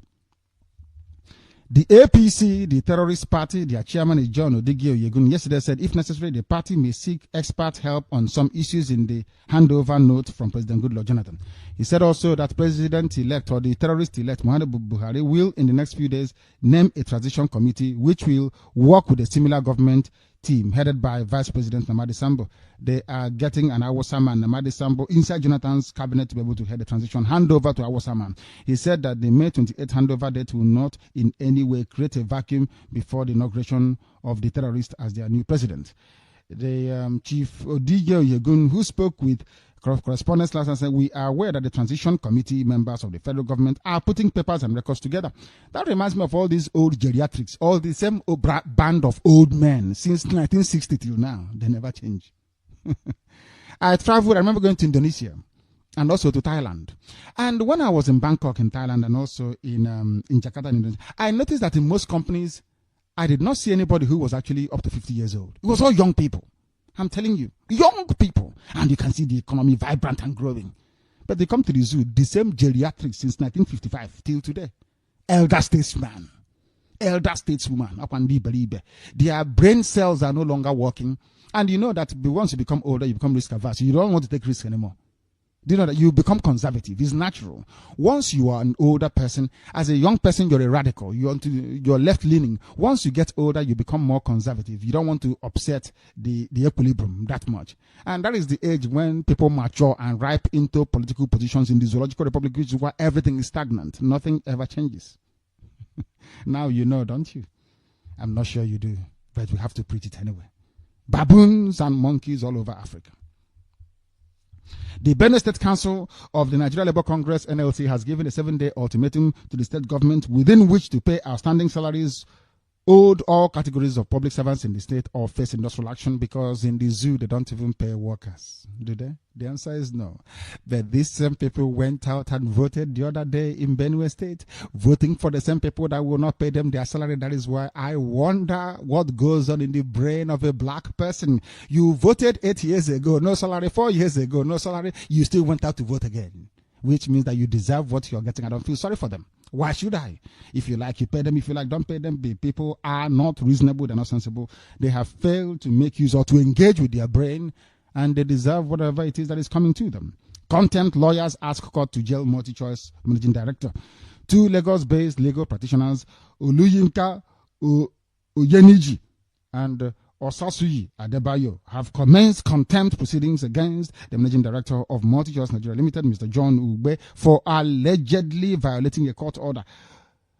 Ugbe, alongside the public relations officer of the company, Caroline Oguma, is liable to being jailed if found guilty of the allegation, which is contempt of court. The lawyers had on April 2nd, 2015, secured a court order of interim injunction restraining Multi-Choice from giving effect to the proposed 20% increment on subscription fee on the digital satellite television DSTV being operated by it. Justice C.J. Aneke of the Federal High Court in Lagos, who made the interim order, had held that the order would subsist till the determination of a lawsuit contesting the legality of Multi-Choice newly introduced subscription rates on DSTV. But it is not your business. DSTV is a private company.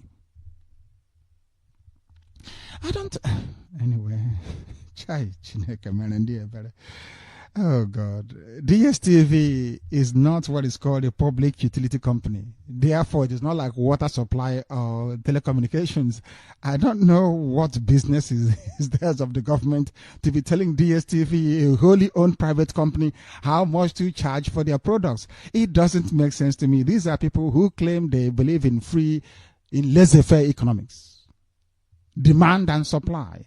Why don't you allow the subscribers to DSTV to determine the price of the market? Why are you intervening?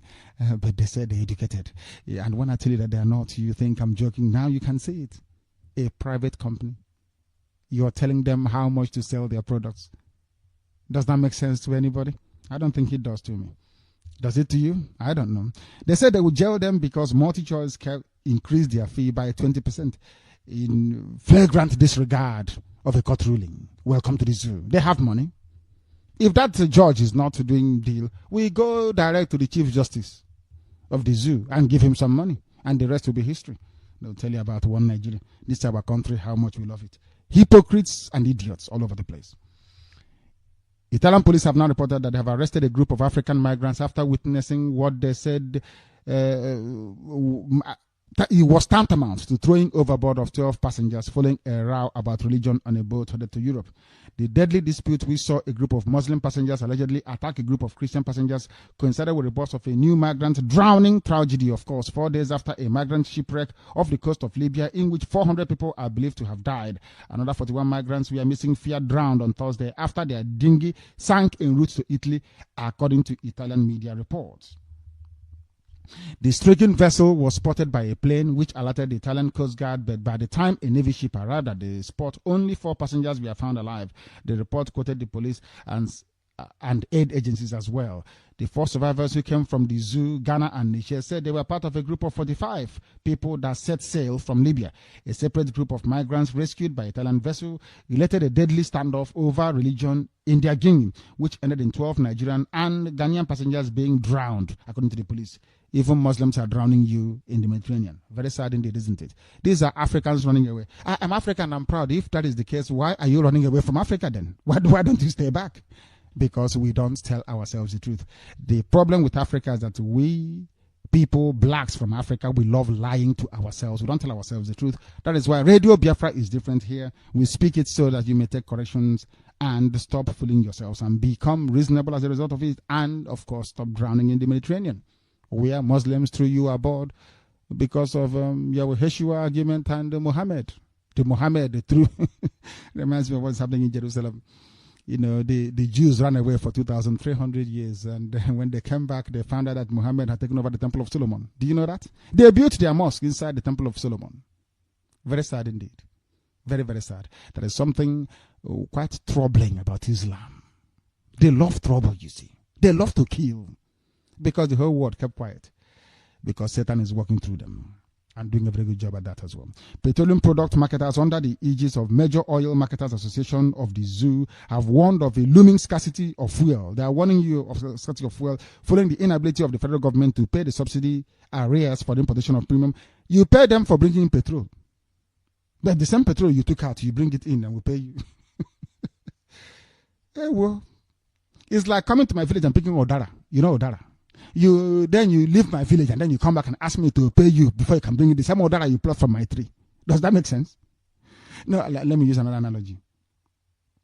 Somebody came to your mother's farm and harvested the corn from your mother's farm, sometimes without even telling the family, and then took the corn away. When your mother went to go and harvest some corn to cook for the children to eat, there was no corn. And then she went somewhere and she saw exactly somebody at the border of your village with the corn saying, if you don't pay me money, I won't bring this corn in. But it's mine. I don't care. Do you want it or not? If you want to feed your children, you might as well pay me. This is called, I don't know if it's holding people to ransom or blackmail. That's what they're doing. They're welcome to the zoo. Nothing seems as correct as it should be, is it? You are paying somebody to bring in the same oil that they took away from your land in the first place. Madness indeed, if you ask me. But nothing makes sense in the zoo, does it? This is Radio Biafra. Your duty is to lie, and the duty of Radio Biafra is for us to expose it. Simple as that. You may not like it, but we don't give a toss. We continue anyway. A sociocultural group, Igbo Youth Movement, has defended the block vote given to President Goodluck Jonathan by the Igbos in the presidential, or by Igbo-speaking Biafrans, of course. There is nothing like Igbo. Igbo is not a nation, please. Do you want me to repeat myself? Igbo is not a nation. Igbo is a language, is a dialect spoken by some people. It's a derivative, as they say, of a corruption of the word Hebrew, which is from Hebrew. Then it became Igbo. Igbo, of course, and they say Igbo. And some of you don't know that we met some people, the forest people, the Bijangos, when we came there. I will repeat. You see Igbo land today, the way you see it? We migrated from 2 sources, from Egypt and also from Ethiopia. When we came to that very place, we found the native population there before we came. They are the ones that answer Omenka and the likes of it. They are called the Bijango people. They taught us how to process palm oil. Today you can find them in Guinea. That is their last remnant, the place they are in. And we mix with them. We started to worship some of their gods. The Arosidi Chiche. The Bijango people. So the Igbo land you have today, they were the ones that insisted on saying it's Igbo, not Igbo, IBO. They said it has to be IGBO. And as I said before, and I will keep saying, IGBO is the predominant language spoken by the people that settled at Omambala Confluence after crossing the Niger thousands of years ago. Many, many thousands of years ago. That tells you all you need to know, isn't it? From even where Izon comes from, who is the half-brother, to those that came from Arodi, which are Arochukwu today, and those that come from Owe Eri, which is Owerri you have today. It's not Owerri, it's Owe Nke Eri, for information. Umueri, Owe Eri. So somebody from Owerri and somebody from Aguilera and Umuleri, actually one people, one blood, one family, because you answer the same name. And Arochukwu, the chief priest, he did something wrong and he was banished, of course. And then Izon, that is their half-brother, that went to Bayelsa to settle. There is nothing in between. This map I posted yesterday is quite telling. Do you know why I posted that map on my Facebook wall? You don't know, and I'll tell you why. That is the map that is very clear as to who you are. Every other person, Igbo, Ibibio, all one and together. After the IGBO appearing in block capitals, the next bigger one is Izon, not Ijon. Izon, IZON. But Yoruba will call you Ijon. You are, on the fact there was a white man that corrupted the word. It's like Ovum, they call Ovim. Ovum, of course. Ovim is called by a white man, and you're answering Ovim. But you're from Ovim. Is that your proper name? The answer is no, of course it's not. Corruption everywhere, even in your names that you bear. This Igbo group have come out to defend Jonathan, saying we voted for him in blog because he is one of us. He is one of us. That is the only reason. And that is why those that voted for Jonathan, I don't begrudge them that much. But had they not voted, Jonathan would have remained in power today. I don't know if you know that very well. That is the essence behind do not vote. Because if you go to vote, they will rig and they manipulate the figures to say the terrorist won. If you don't vote, the world will ask you, why did you not vote? And then you will tell them why you didn't vote. And because of that, you continue. But they held a meeting in Lagos. I don't know if you have seen any paper since then carry anything on Biafra. The answer is no. So even the money was really paying them to write about him. They have said no. They write about him as a thug for rent. You can go and hire him now. If you're looking for where to do thuggery, you might hire and your color was really care. All in the name of Biafra, isn't it? Very sad indeed. The baboons and the monkeys resident in South Africa, they call them. I'm not talking about Biafrans, please, because if you're a Biafran, you are saved. Once you open your mouth to proclaim Biafra, I am a Biafran, you become saved. And I'm asking the family in Aba, give me the name of the arresting police officer that assaulted our mother who was driving to her village. And then you see what we will do. The name of the arresting police officer. After we finish with him, no other officer will attempt to arrest an IPOB member. Give us the name. We are saying it on air before we do anything, so you will know that we are the ones that did it when it happens. I need the name of the arresting officer, please. I'm begging you. Then people will know if we are serious or not. They will know how serious we are. Mad people. Mad people. Biafrans and also other residents, foreign nationals in South Africa have been asked to remain indoors up until the ongoing xenophobic attacks in the country is put under control. Black people are running about with sticks killing other black people in South Africa, not whites, mind you. Welcome to the dark continent. 4 months after the Zoological Republic government said it was going on to intensify the search for oil in the Chad Basin to make Hausa people feel good. After all, if they find oil in the Chad Basin, they will say, Hausa will say, after all, we are also contributing. But they are doing everything they can. No oil has been found. It is also said that the prevailing security challenges in the area will deter it from its mission. Nothing, however, has been said about the plan, and some stakeholders in the oil and gas industry have said the zoo should not expect so much this year following the change of government at the federal level. There is no oil there. Why don't you go and sit down? They are saying it because they can say, you know, the way we castigate them on radio. I ask Awasa, what do you contribute to the national economy? Okonjo Iweala, who is the coordinating minister for finance, have said, The zoo called Nigeria depends on one product every blessed day for survival. What is the name of that product? Crude oil. Where is it coming from? Biafra land. The question therefore is, Awasa, what do you contribute to the economy? Zero. Yoruba, what do you bring? Of course, they bring fraud. Polluting, perching on your food to pollute it. They don't contribute anything. As annoying as a housefly, a polluting housefly. They bring nothing to the table. At least Awasa sucks blood, according to our dear sister, Masanachi from Aba, who wrote to me. Awasa suck oil as mosquitoes does. Yoruba is polluting, of no use. If you beat it to a problem on top of your food, you have to discard your food. Very sad indeed. A former military head of state, an Awasa man, General Salami Abubakar, on Thursday led the Minister of Petroleum and Resources, Mrs. Matreke, to a closed-door meeting with President Goodluck. I thought this man, I don't know how the zoo works. So is Abubakar now living at Asorok? He's always there, meeting Jonathan, discussing. I can't understand what a military dictator is doing. He was one of the people that convinced Jonathan to stand down or be killed. This choice was they told Jonathan, Stark, it's either you stand down or you will die in the process. And Jonathan hurriedly handed over to Buhari. He couldn't stand it. And when I was telling the Niger Delta militants that we need to be together, if you want Jonathan to survive, they said, no, we can do it by issuing threats. Buhari is there now. And you cannot do anything about it. Why? Because South, and Southeast, we have not come together to march as one. When we march as one and make any pronouncement, you see what will happen. And as I'm saying this, was Rikes planning, how can I appear on a video with Asari to let them know that somehow we are, doing all we can to make South, and Southeast come together. There's called photo opportunity without any substance. Because in the end, it crumbles. It's like Jonathan calling for a confab. Initially, when they were putting, confab, something is going to change. But I told you then that nothing will come out of it. And today, did nothing come out of it? The answer is no. You must learn to discern between photo opportunity and real facts and figures on the ground. What is Abdul Salami Abubakar doing at the Asorok with Alison Mateke? It will be recalled that a photograph of the minister during a visit to the former military leader's Mina residence went viral on the internet recently, with many insinuating that she must be reaching out to Abubakar to avoid probe by the incoming administration of Buhari. Every Biafran Igbo politician will always go to an has an Awasa godfather. I told you that in the past, some of you did not believe me.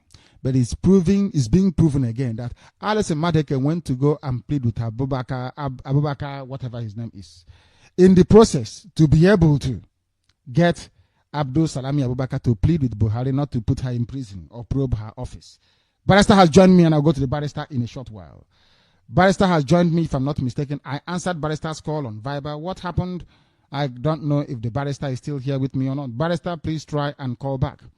Barrister, try and call back on Viber. I thought I picked up your call, but it went off again. Oh, Barrister is still with me. Barrister is with me. I will go to Barrister in a minute. I am just rounding up the news presentation, and then I will go to him. Barrister, please remain where you are so that when I go to you, you greet us and then you analyze in the process for us as well. Okonji Wall, as I said earlier, said that the zoo is not broke. There's a very compelling report here that on the 9th of April, 2 iconic artworks fell in Africa. The first was a statue older than the First World War, and the second, a set of paintings by Zimbabwean artist Owen Maseko, which had been under arrest for 5 years. The first one is Cecil Rhodes, which we reported, and the second one belongs to Robert Mugabe. Barrister likes Robert Mugabe, and I don't. He speaks some very fine words, but Zimbabwe is backwards. I hate to see people suffer. That's why we do what we do here on Radio. We have to make sure that we build Biafra as a place, befitting of civilized people to inhabit. Ibadan has now gotten a chief imam. That is the announcement you cannot make about Owerri, about Umuahia, anywhere else, about Kliki, about Calabar, or Iguacha, which is Port Harcourt, or Warri. You cannot go to Warri and say the chief imam of Warri, but you can do so in Yoruba land because they are part Muslim, part Christian, and Ongorodo. They are not on top, they are not on they are in a state of conscious, suspended animation. Yoruba, no conscience at all whatsoever. They are not Muslim, they are not Christian. They are half and half. They cannot make any choice at all. That is how you know weak-minded people. A few days after the late Sheikh Busari Haruna the third was laid to rest. Another chief imam for the Ibadan Muslim community has been named. He is Sheikh Abdul Ganiyi Abubakar. Until his appointment, Sheikh Abubakar was the most senior Alpha Agba of Ibadan land. Abubakar 80 is an Islamic and Arabic teacher, is now the 18th chief imam of Ibadan land. Ibadan land itself, traditionally, that is why we told you that they were conquered. I didn't even know that the conquest got up to Ibadan. But we know they have presence all the way to the coastline of that part of West Africa. But I don't know, they conquered Ibadan this much. My goodness me. The late chief imam died on the April the 9th at the age of 93 after serving for 20 years as the chief imam. Very sad indeed. Very, very sad indeed. Yoruba, they have a chief imam even at Ibadan. That is something you cannot say about Biafra land.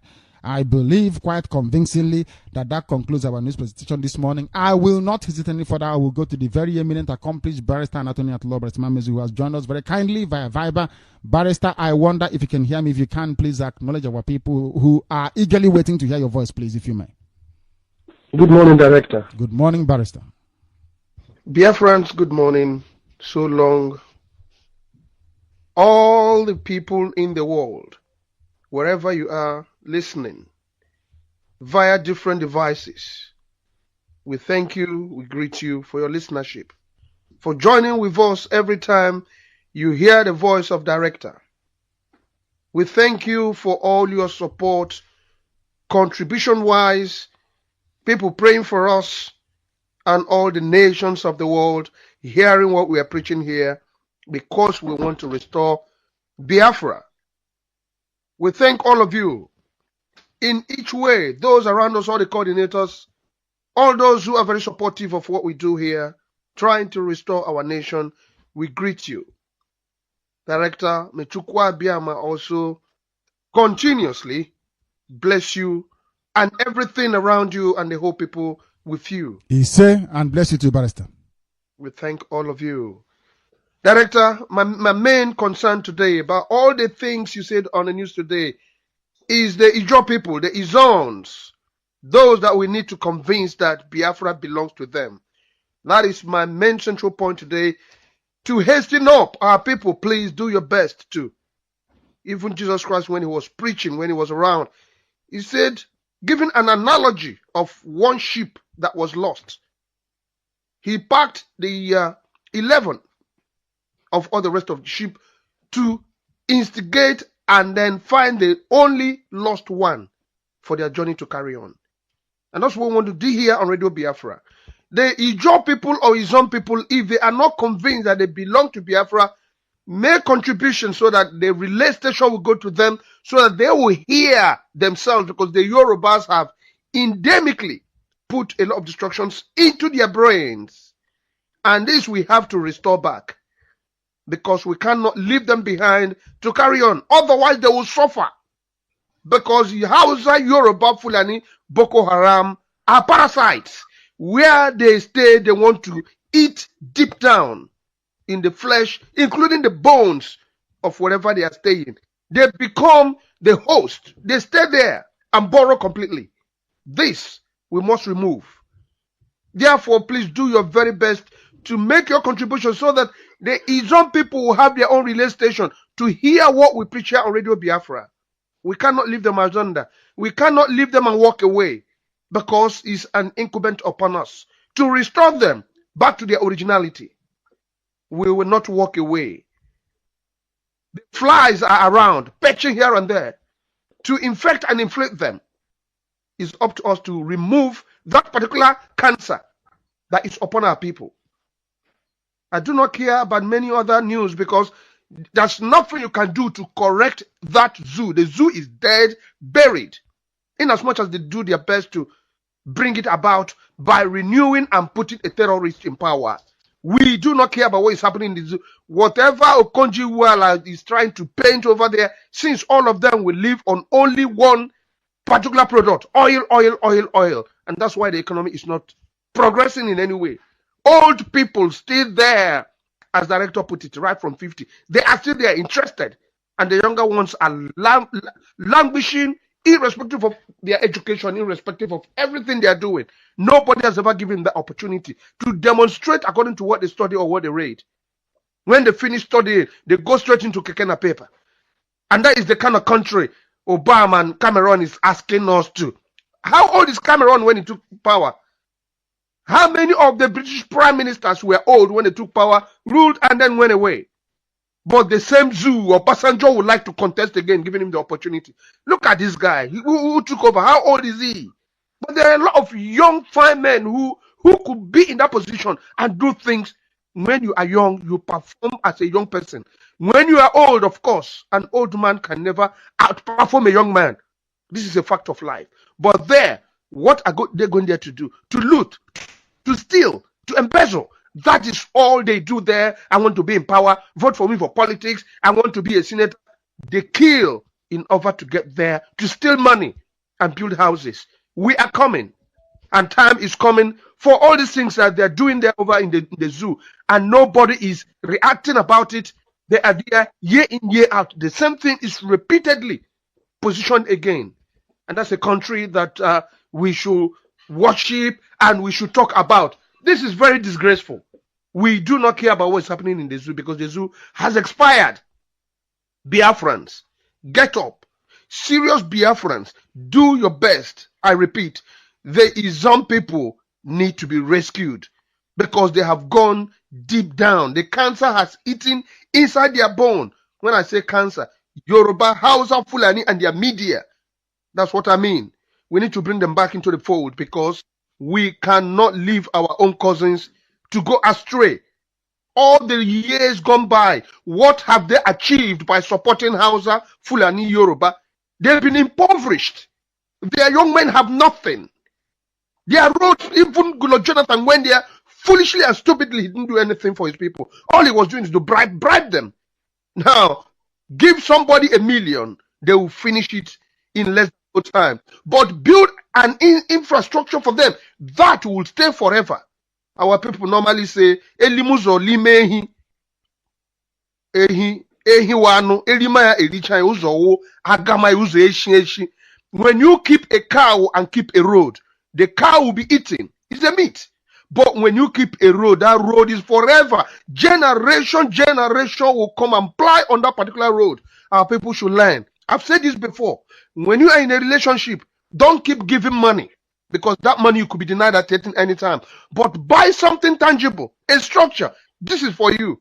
When you turn around, you remember that particular structure. Even if the person is dead and gone, you always remember the structure. This is what Goodluck Jonathan is supposed to have done for our people instead of bribing Ohaneze.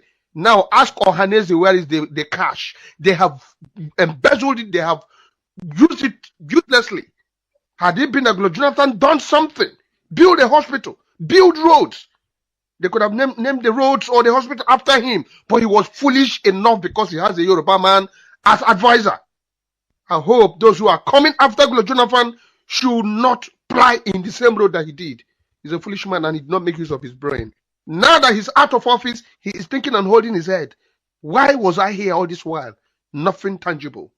He's a foolish man thought, but that will lie with him forever.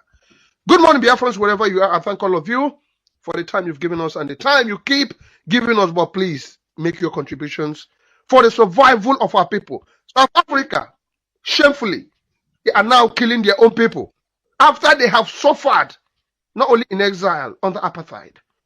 Our people supported them to help them remove the trouble they had. Now they come out, they are killing their own people. It's disgraceful. That's the only word I will use. Director, may you carry on in all you do. Our people cherish you quite a lot.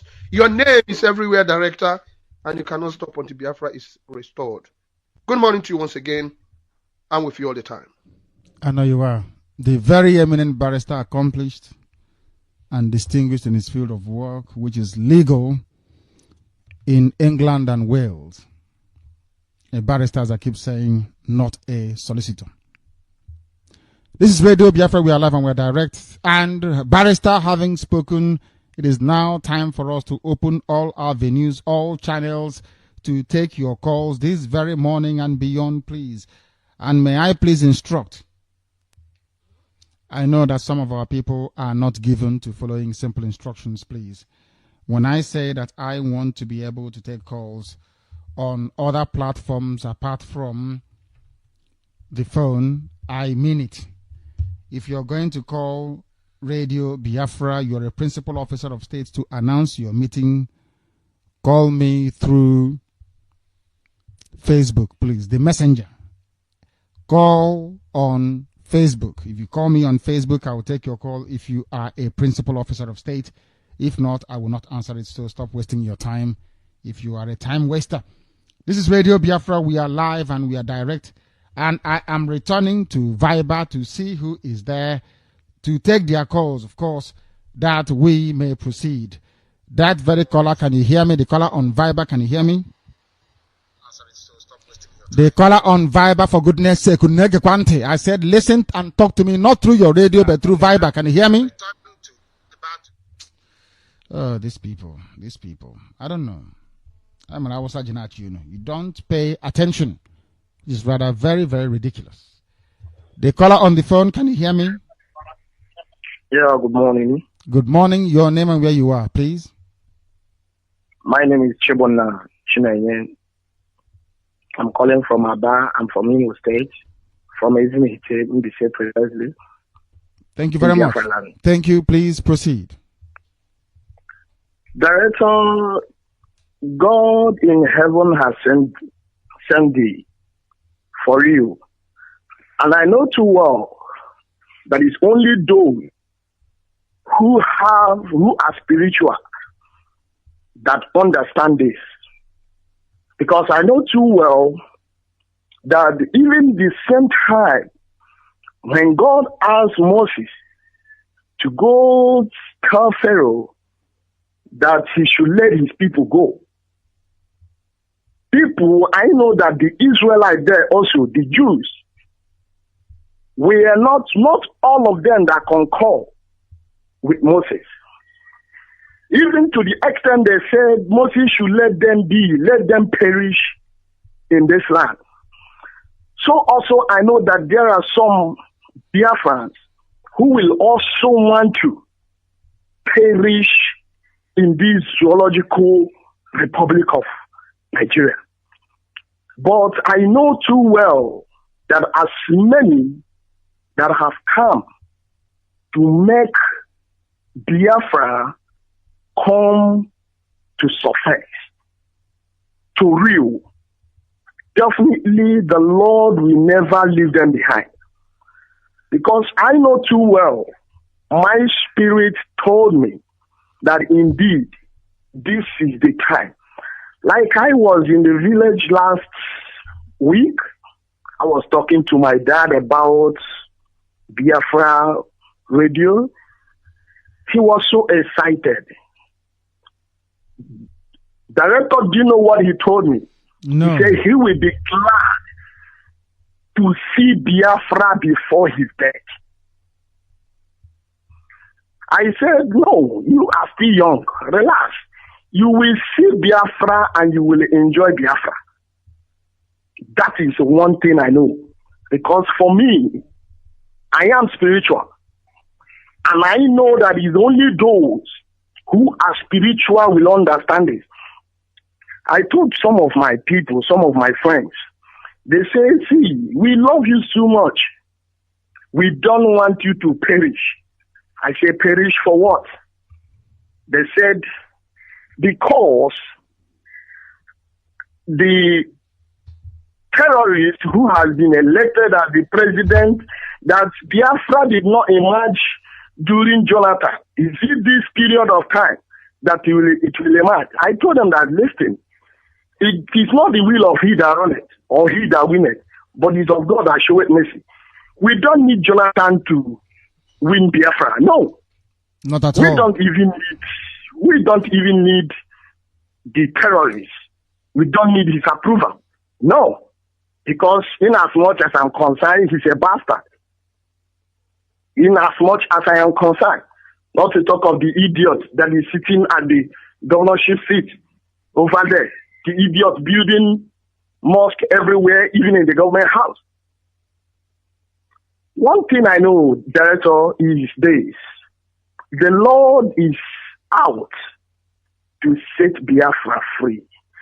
And Biafra must be free. Because we don't bow down to any other thing. We bow down to Chukwuabiama, the only God who supersedes every old creature. Of course we don't bow down before any other God. Not at all. It's the same God.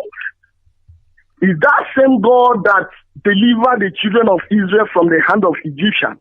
Is still the same God that is going to deliver Biafra from Zoological Republic. I know that for sure.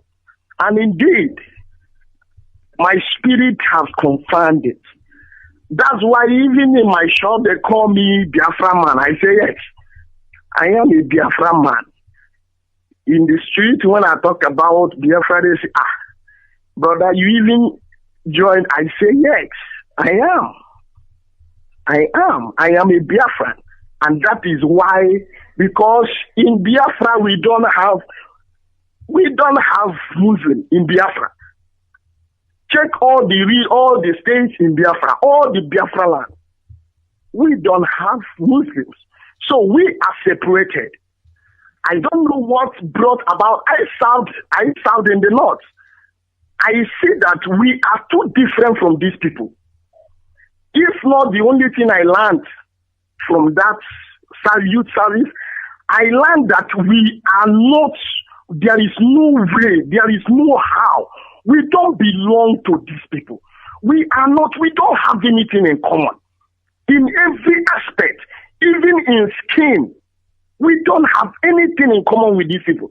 So I don't know why our people will not stand up to say we want Biafra. Can you imagine some of our brothers in Lagos? Everywhere, the hatred is getting so much. Even the so-called Ohanese in Lagos State, I don't know. Of course. Everybody is after money. After money. No one is after what happened later. What the unemployment in this country, everything that is happening in this country, they don't care. Okay, see the amount. In fact, this time around, before, it was maybe they hide it, but now they come openly to say, you people should go to your land. Okay, some time ago, when the Fashola started telling them, giving them all, taking all revenues, making things difficult for the Igbos. He said, if you don't want to stay in Lagos, go to your home, go to your land. So, looking at all these things, we don't have anything. We don't have any this thing with these people. No common. In fact, I don't know why our people will not come to develop their own land. Lagos today is the Igbos, is the Biafran people in that land. Just name them. Let's see now the director that all Biafran in Lagos leaves Lagos.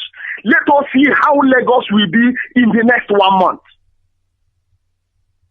That place will be like where a place, a region that is conquered.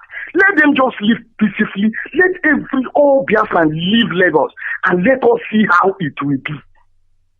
The same thing in Kanu. The same thing in Kaduna. Most of them, they are Igbos. Why not let them just leave that place and come? Then let those people see that it is the Igbos that feed them. It is the Igbos that feed them. But our people don't understand these things. Now we are talking about Biafra. Everybody, most of them are running. One of my friends told me that this guy, I love you so much. Oh, I don't want you to die. I said, die.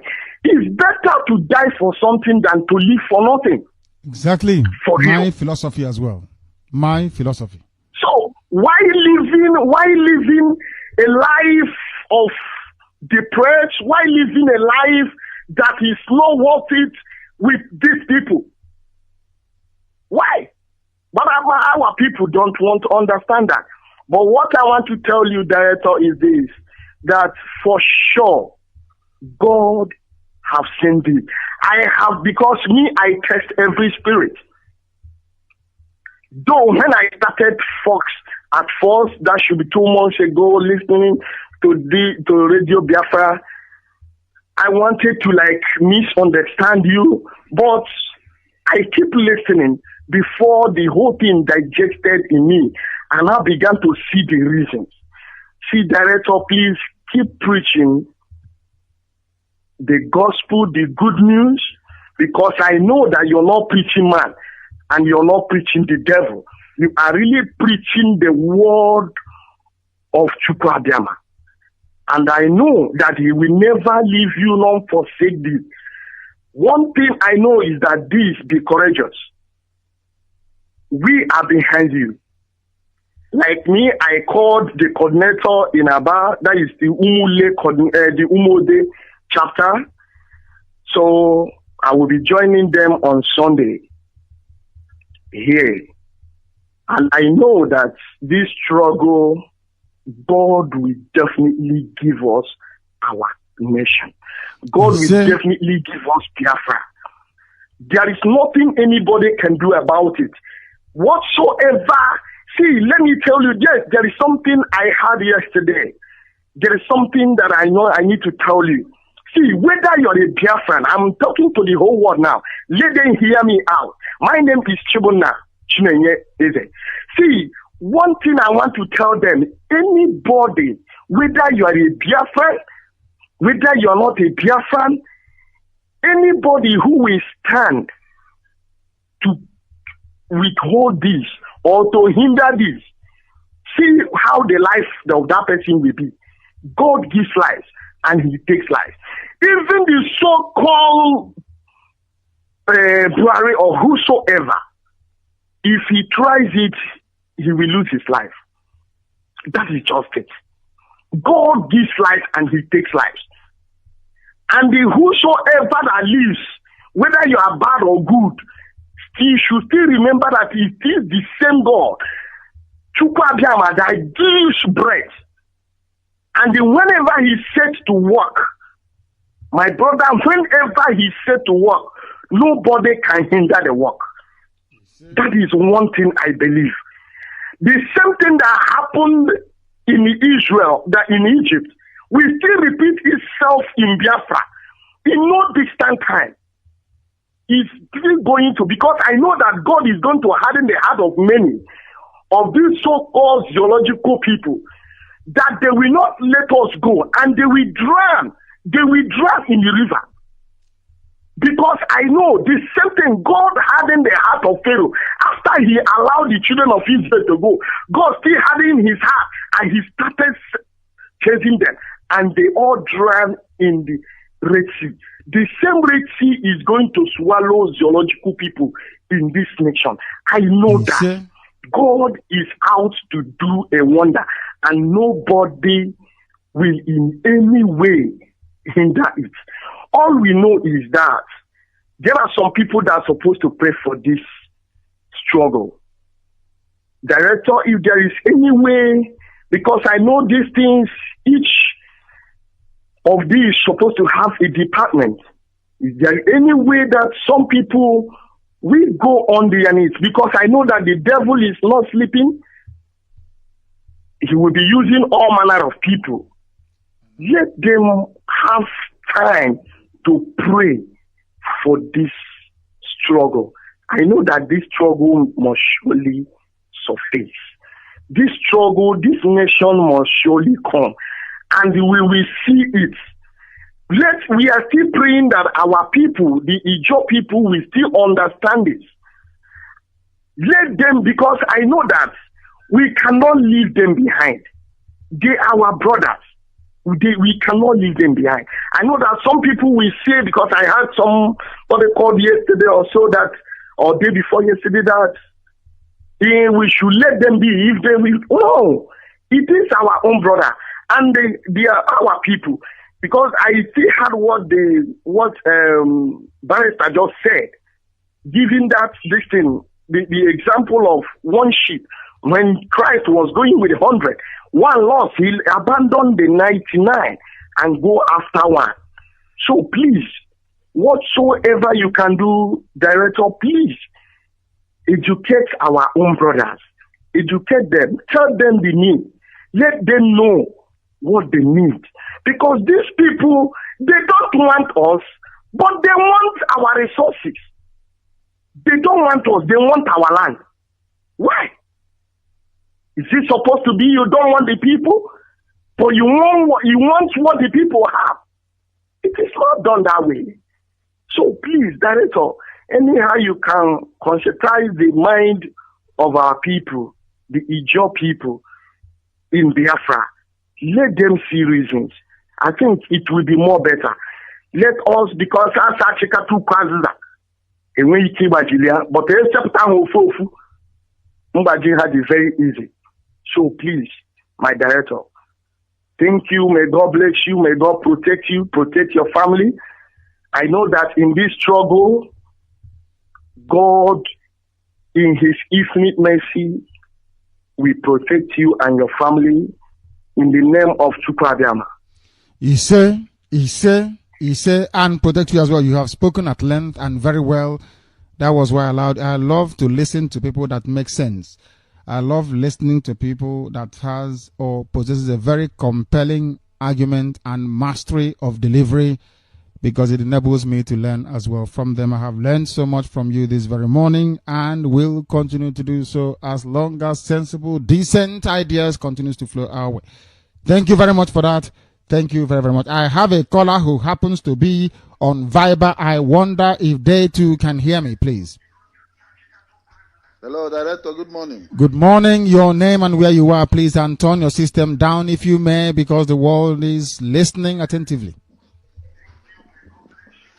Hello, Director. My name is Franco Risakweduru. Yes. And where are you calling from? Where are you calling from? I can hear you. I'm calling from Spain, Director. Where in Spain are you exactly? I'm from Pamplona. I'm calling from Pamplona. Thank you very much. Please go ahead. Director, I want to thank God for your life. I want to thank God for a prophet like you in our last generation. I want to thank God for the vision that He has given to you to make sure that this Biafra come true. Director, I don't know how to express my feelings. I have been trying to get you online for a very long time, but thank God today that I got you online. Director, I want to say one thing. Go ahead. It's like we... Turn your system down. Hold on. Turn your system down, please. I can hear it. Turn it down or you move away from the room, please. Turn it down or you move away from the room where you are. That is what I ask for all the time. Turn down your system or you move away from where you are. Have you done so? Have you done so? You have not. And because you have not done it, I am disengaging from you and going somewhere else. I say that all the time. Our people must be able to listen to very simple instructions. If you cannot listen to it, it goes to show that you are not paying attention. If you're not paying attention, how can you obey a simple command? I have a caller on Skype. Can you hear me? The caller on Skype, this is Radio Biafra. Can you hear me? Good morning, Director. This is Susu calling from Kursk, Russia. From Kursk in Russia. My goodness me. Do you know where Kursk? My Lord. How did you get there? Is it by aeroplane or by land or by sea? How did you get to Kursk? It's very. I read about Kursk in novels. That's what I'm saying. I haven't been there before. Yeah. I know Kursk. I think it's where their naval base is. There was their tank base. The Kursk was the place they had one of the largest tank battle in history. The way the Red Army stopped the German advancing forces. That is correct. Thank you very much. Thank you. Thank you for keeping me up to date with my history. Thank you very much. Please go ahead, because I've read about it so much in history. Go ahead, please. So, Director, I want to say to the good morning Biafrans all over the world. I want to say to the whole world that and what is your name? What is your name, please? My name is Suzu. I'm calling from Kursk, Russia. Kursk, Russia. Go ahead, please. The world is listening. Yeah. I want to say that Radio Biafra is the best in the whole world. And I want to say it, I'm saying it with all conviction. And if you want to try, it's very easy. Just listen for 3 days.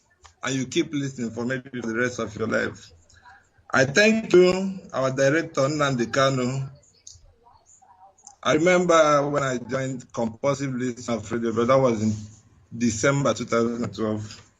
And since then till now, you've never changed. I knew from the first day. Maybe you deceived some people, but you didn't succeed in deceiving, because when at the first day I heard your voice, I knew you were so real, because you were so bold that if it's fake, there is no way you can come out like this. You can't walk out, because people will not like you. So if you are looking for money and you are not sounding good, there is no way you can get anything out of it. So unless you are real, you can't do it any other way. So I thank you, Director, for that. And to the crew, to Radio Biafra crew, to your... And the support staff as well. The support staff also, yes, who are working. And the support staff as well. And the support staff. Director, please, let me take you back a little bit to... there was a program you did, then I was busy with exams. There was a program you did, people should say what they love about Radio Biafra. So my own contribution is that what I like about Radio Biafra is the unique way things have been done in Radio Biafra. Like, for example, I could remember that was in 2013 or so, when there were problems, like, because in my ego Igbo negara agako. At all. So the man amara here in Agabiga and problems in the solve all over the world. And I remember the man nokatota atu ego. Ndị dịka heji akwụkwọ ha ga-anọ nwe ebe ahụ ejidezi ego ndị ọzọ maka na onwe ha ga-emenwu maka ya. Ọ bụ ezigbo ihe. But ihe ndị abịa ha na-abịa apụta ekwuwe na Radio Biafra na life, like what happened in China. I remember when it was discussed on air. We don't have any secret here, because the closest country in the world that we are going to model, in fact, they copied us, not us copying them, because Biafra is older than the USA. America does everything in public. Everything is in public. There is nothing that is hidden. Anytime they find out something that should be in public that is hidden, they lament immediately, and there will be open public hearing or the convening of a grand jury. The same thing we do here. If you steal money belonging to the people, we announce it on Radio Biafra, live and direct. And that is the best, because, you know, when, like a man argue, people, it's obvious that it's been heard all over the world, you know. So when Kineku is on record, so I will advise those people in China and in Barcelona and in some other places that are still having such problems, because I know now when they've been a lot of places, man, I want that resolve. They should just because the way they should not take you that lenient, because I could remember you were hammering it then, because you were hammering it. They shouldn't take you very lenient. They should just on time bring back what they have, confess, and go back and start from the bottom again, and just on time, because they should just think of whatever you've said from the one. You've just done all. So if they see it as a threat or whatever, they should just know that this one is also coming to surface as well. So, Director, hello? We are listening. Go ahead, please. We are listening attentively. Go ahead. So this is just my candid advice today, because it's very simple, and it's as simple as that, because it baffles me the way you give people like posts, powers, things just like that. But people should not take it for granted, because if they do, they suffer the consequence immediately. Of course. Immediately, I don't waste time. Of course, because you see it's real. There's nothing fake about it, and that's the best life. So thank you, Director, for that. And it's going down to our people. And I want to appeal to our job brothers to come to the table with us, to come to terms with us, to come to reasoning with us. And if you say the Igbo-speaking Biafrans, because there is no Igbo man, if you say the Igbo-speaking Biafrans are your problems, you should At least go back to history. Check what proof you have. What evidence? Is there anything at hand? If there is none, is it in anticipation? I don't really get it. And you should ask this question to yourself. What really do you want? And what do you stand for? Thank you, Director. Thank you very much, and well spoken. Thank you very much for that. This is Radio Biafra. We are live and we are direct, and heaven is presiding. What I want is Biafra. Because with Biafra, you gain what I call temporal immortality. Ojukwu tried and failed, and he's a hero and immortal to us. We will hold him very dearly in our lives forever and ever for pointing us toward the direction of Biafra. Talk less of those that will get it. You know what will happen to them? Oh God. You know, sometimes I take the word of God literally. Seek ye the kingdom of heaven first. Every other thing will be added unto you. Do you imagine what will happen to us if Biafra comes under our watch? Our people will not even let you walk on the floor anymore. If they see you, they will take off their clothes and put it on the floor so you can march on it. Immortality. If that doesn't appeal to anyone, I wonder what will. People don't understand sometimes what we stand to gain by getting Biafra. Some of you don't know what we stand to gain as a people by getting Biafra. You get Biafra and, how can I put it? What do you want? You can wake up one morning and say, I want an aeroplane today. Somebody will give you 2 instead of 1. Because you have suffered and done something for them they thought was impossible. That is why I asked Chukwu Abiyama. We are all fallible because we are human. But please, don't let our shortcomings and our sins blight your sight from us. Don't look away from us. Remember your promise to your children, our forefathers. Before you allow them to leave the North African plains, before you allow them to leave Ethiopia, you had a purpose for them to come here to bring light where once there was darkness. We have come with that very light. We consider ourselves privileged that you have asked us to come. Now that we have come, please don't put us to shame. Because we do what we do in your name. We have said it live here on air. I cannot get Biafra. Only Chukwu Abiyama can give us Biafra. If we are honest enough and truthful to ourselves and we bow before his throne of heaven. We bow before God and not before man. And for that reason, Biafra will come. If not for any other thing, so that he can tell humanity that he is God. That is how I know that Biafra will come. I'm telling you the truth. So some of you say, you carry the Bible, but you don't believe in what is contained inside it. I do. I believe in it. When they say that Chukwu Abiyama is omnipotent, that there is nothing he is incapable of doing because he's creation, I believe it.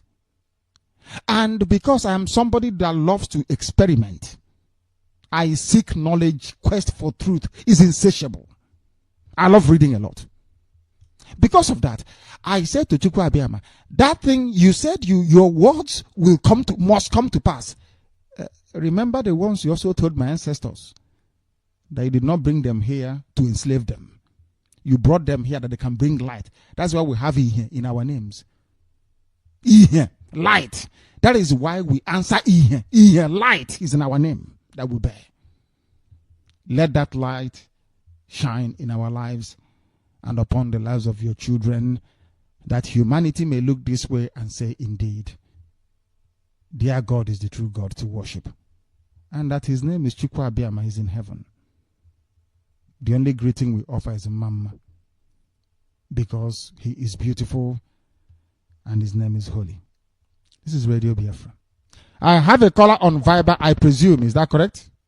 Director, good morning, Director. Good morning to you, my dear brother. Please give us your name and where you're calling from, if you may. My name is Ebinimi Kombo. I'm calling from London. Thank you very, very much. The whole world is listening. Where do you come from in Biafra land, please? I'm from Nimbe Nembe Kingdom, Ijo land. Thank you very much. Please tell me that Ijo people will not disappoint us. That is what the world wants to hear. No. That is what I'm calling for. That is the reason why I'm calling. I am calling because sometimes I hear people say so-called Ijo brothers. We are not so-called. We are one. But why hold on? Why I enjoy combo? Why I enjoy you to giving all these press conference? Are we fighting for freedom? Are we fighting to guide oil pipeline belonging to Yoruba men? Are we security guard in our own land for oil being taken from our land or what? What is happening? That is what is exactly making me go crazy. You understand?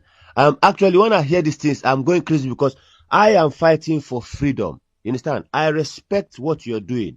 You understand? With utmost respect, I respect what you're doing and I appreciate what you're doing for our people.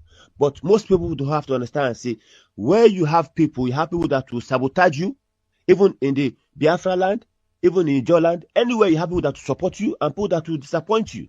You understand? That's why people don't understand. I'm an Ijo man and we are all brothers. From history, from time, we have been one people before we were divided. Of course. You know? Yes, we are one people. I don't see how people say so-called. I understand where they come from. Sometimes people are ignorant about life. You know, I'm not ignorant. I know I want to support this cause. I've phoned you before and I said to you, I want to support. I don't mind myself even coming back home when this struggle starts because I'm here. I don't know what we are doing here. Everybody who's traveling, like a friend in South Africa, I like that. I don't know what we. People, we don't know what we are doing in London. It's not where we come from. Do we come from London? And I went to London. Are we from London? The answer is no. No, I'm not from London. Simple. You know, I don't understand why we, as people from Biafra, are having a big problem with each other. We are family. We are one. We are one, you know? Of course. And I like what you are saying about the Christianity. You know, the Bible. It's all fallacy. You know, it's religion. Religion is politics. It's all tricks. I understand what is going on. I was born a Christian, but I don't really follow the Christian movement because how can you follow a movement, that enslave your people for hundreds of years? I don't understand that. I think our forefathers will be crying in their grave for seeing us going. I don't understand, you know. Neither do I. You understand? Of course, I don't understand either. I don't. Yeah, they'll be crying because how can we as I would say, just say the word Africans, follow something that use us for so long, and we still follow them and go to the churches and pray and bow down and, like you say, your is ROC. I even use that word now as a general comment, not because of. I use it as like a statement, say ROC, because I understand where you're coming from. It's an enlightenment, and I respect what you're doing for the world. I respect your opinions. I agree with whatever you say. I'm not disputing. And the thing that is annoying me now is that these people that are the Fulani Hausa people, they don't like us. You know, I remember I used to go to the north back in days. I used to go to the west. They used to say, what do they call us? They used to call us Ajekutama Mumi or some word like, you know, some derogatory words, you know. And I was thinking, I was young. I didn't understand that till now. Now I understand that they don't like us at all. But they want something that, like the other guy was saying, they want something that we have. They want the resources, they want the land, because they don't have nothing up there. I've been there. They don't have nothing. They don't have jack shit. Nothing at all. So, director, please, just try and be patient with these Ijo people. I know I'm from there. We are very hot-headed people. We are very hot-headed. I know that. I'm a hot-headed man. It's everywhere. Do you know that is one thing that unites us in common? Do you know that we are every Biafran clan? We are hot-headed people. Do you know that? We are naturally stubborn. We are very, very stubborn people and hot-headed. Very, very. If somebody is looking for something that unites us together, that is one thing that will tell you that we are one. Because if you don't come from the same bloodline, you cannot share the same characteristics. Everybody is stubborn. Exactly. Because you are from one person, from one father. Yes. That is one thing. Anyway, thank you very much for your call. I'm very grateful. And Director, lastly, please, can you just send me a number where I can make some contributions, you know, even if it's, you know, little things, so I can contribute to this cause, because I'm really interested and I appreciate what you're doing. I cannot just be listening to your radio and don't support. Even if I buy something, or just send me a number privately. Yes, let me contribute, please. Yeah, I will do so. Thank you very much. I will. Thank you very much, sir. Thank you. Thank you very much. And you too. And please come, try and attend. I think London. Well, you're in London. London is meeting on Saturday. They'll be looking forward to seeing you there at the meeting. Go to the meeting on Saturday. Okay. Thank you very much. Thank you. I'm not sure you will call us again to ask us about Ejo anymore. I said we are one. When the chips are down, you know, some of you don't believe in the things that comes out of your own mouth, but I believe in mine. I want to see, they say blood is thicker than water. I want to see, in this day and age, how possible it's going to be for an Ijaw person to go and join our, say I was a Fulani or Yoruba. I want to see it. I want to see it. Because I know that blood is thicker than water. At the end of the day, you go to your family. No matter what, you can make mistakes and run to them because you want one contract or the other, but in the end, you will always go to your people because blood is thicker than water. Why did we vote for Jonathan? Those that voted, that is. Because blood is thicker than water. Very simple, isn't it? Simple logic. And Chukwu Abiyama is doing something very miraculous in our people. He is showing us the way and the light, the truth, the path that will lead us to life. That is exactly what we are doing. To illuminate that very road. Chukwu Abiyama has paved it already. All we're doing is to shine light on it so you can see it. Join here. That is all. This is Radio Biafra. It's exceptionally formidable, my goodness me. The whole world is our attention as we preach this very gospel. You may not like it now, but upon reflection after 2-3 days, you will come to accept it as gospel, as the truth. We don't feel sorry for ourselves. There's no need to. Don't feel sorry for me. We must go forward to do this very work. Don't setbacks, yeah. People will steal our money and run away. That is life. Some Igbo people are thieves anyway, naturally. That is part of it. But are we going to prevail after all of that? Yes, we will. Yes, we will. Of course, we will. It doesn't matter what you do. We will prevail. This is Radio Biafra. I'm giving dispensation this very morning to callers calling from abroad. Please, your name and where you are. The caller on Viber. This is Radio Biafra. Sir. Yes, please. Your name again. I didn't get that. Your name again. My name is Chris Aka Onyemachi. I'm calling from Geneva. I'm a native of Amokwitem in Bandai local government. Thank you very much. Geneva is on the line from Switzerland. Thank you. Please go proceed if you may. Director, I have a suggestion that I want to make. Go ahead and make it.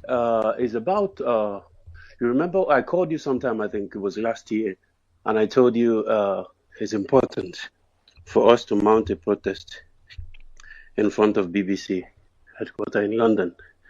And you said we are going to do that. I know that our brothers in the UK, they are doing more than enough. They have done that. We have been to BBC already. We protested at BBC. We have done so. But I think it's important that the whole Biafrans in Europe go to London before we march. Like that, we can have a population. There's going to be a lot of people that we all go there and march, and we carry a placard that shows the image of the what they did between 67 and 70, and then we march in front of there. And I have another idea, which I think it's okay as well. Our admin have to prepare a message, what happens in 67 and 70, the story and the image of the kids who were starved to death and all this, pictures. Since we are on Facebook and everybody, the story is going to be sent to everybody and we have it on our page, Facebook. When you go to the Facebook where you search people you may know or friends or find a friend, and we all send those messages to white Americans, the British people. We all send it. We'll be sending it. If one person can be able to send up to 500 people, we send it to Americans, to Europeans, to French. We can translate it in French as well. We send it to French people. We keep sending it to everybody. At least if you send it to 10 people, 3 people are going to read it. We keep sending it to everybody. Go to Facebook, you send the message to everybody. And when we do that, like that, when we start a march, once this the government, like the British government or the American government, try to support Nigerian government, now they will see their people are going to rise against them because they have seen what happens before, and their government are trying to do the same thing again. Now the whole world will be aware of what is going on. I think that it's important as well. Like that, we can carry our own message and we can, make people understand what's going on before, because there's a lot of people in Europe and America who doesn't know anything about Biafra. If we can send a lot of people that message, the message will be well prepared, and then we can, target a lot of people. I myself, I can send up to 500 people. If my other brother can send up to 500 people, it doesn't mean you don't need to know these people. You can just type a random name on Facebook and keep sending those messages to people. And one person can actually receive 2. It doesn't matter. And when you receive 2 messages in your inbox, you'll be like, what is this? And then you will try to read it to find out what is it. And then like that we can, people will be aware of Biafra as well. Thank you very much for your advice. It's a very welcome one. It's a nice one. It's a wonderful one, and something we are doing already. That is why what we are trying to do is to saturate our land, first of all, with media. As I said, our newspaper, our television will go a long way in doing that. We have finalized everything. We've acquired a printing press. So we are going to, as I told Ifajin of our time, was Rike, you are finished. There is nothing you can do about it anymore. Finished, completely gone. Our media will roll. Our press, our newspapers will be out. It's free newspaper. It is going to be published imminently. We are asking all our journalists, those that came to us before, to keep contributing. What you said we're going to do, we are going to lobby the British public. We are going to talk to American public, not to the politicians, because Islam is controlling them. We want to talk to ordinary Americans, ordinary British people, ordinary Europeans who understand and empathize with us to come and support us in this great quest, because there is a wind of change blowing across Africa right now. It is very ominous. Very dark clouds are coming in, and it will not be laden with rain. It will be soaked with blood. It will be soaked with blood. And there is nothing the world can do about it unless Biafra stands to checkmate this advance of the kingdom of Satan. We must stop it, because we are the light. We represent the light. Thank you very much, Madam, for calling. Thank you for that. This is Radio Biafra, the caller on the phone. I wonder if you can hear me. Can you hear me? Yes, morning. Yes, morning, sir. Good morning. Your name and where you are, please. I'm Chinedu calling from Onisha. What is your full name, please? Okay, Chinedu Ikoku.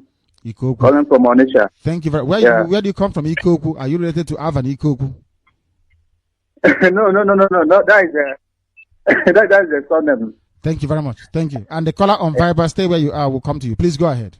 Ikoku, go ahead. Okay. Yeah, I want to thank you once again for all your good work. Thank you. And I want to talk about our people, those who call and complain about people who do not agree with them, who say they are the ones that are failures. I mean, those who call to complain. You don't have to complain. We are commanded to go and preach. Anybody who do not agree, just shake your foot, remove your, dust on your thunder, and move forward. Everybody must not be choosing to do this work. Some will stay behind, and those who were choosing will join the rest until we achieve it. And also, what I want to say again is those who are already converted. This thing is talking about a kingdom of God. If you are being converted and you've not changed from your old character, you are setting us backward. If you are being converted, as a Biafran, you become a Biafran, and you've not changed from your old character. You still smoke Indian, doing sort of things, misbehaving. It will be very difficult for you to convert others, because people are looking for responsible people. When they tell you the truth, you will also see the truth in them. You see, let us appear as what we are. That's my advice to people. You see, we are representing the light. Light of the world. We are representing the light of the world. So I'm advising my brothers, my sisters, hey, don't be an Agbolo person and be a Biafran, soon be looking at an Agbolo. No, it will not help the propagation of this, this gospel, this truth, this Biafra. It will not help us. It will not help us. Let us begin to behave. Let our behavior showcase what Biafra is. Biafra is talking about change. It's talking about beauty. It's talking about truth. He's talking about kingdom of God. He's talking about everything good in this world. You see, he's talking about ability. He's talking about potential. He's talking about excellency. You see, that's what people should know. When you go to somebody, he didn't agree with you. Let me tell you, people don't believe that I will be among the people talking about Biafran today. Because I am well respected somebody. I don't talk it, I don't do anyhow. So even they are surprised when I come to discuss with somebody about Biafra, to go and listen to the radio as you should continue to listen. They will say, even you too. What brings you so? They won't even ask me questions. They won't talk. Rather, they will go straight and do what I said. Why? They know that I don't do anyhow. Whatever I do is, people value it. And before I do anything, I will know what it will. Where it's reading me to.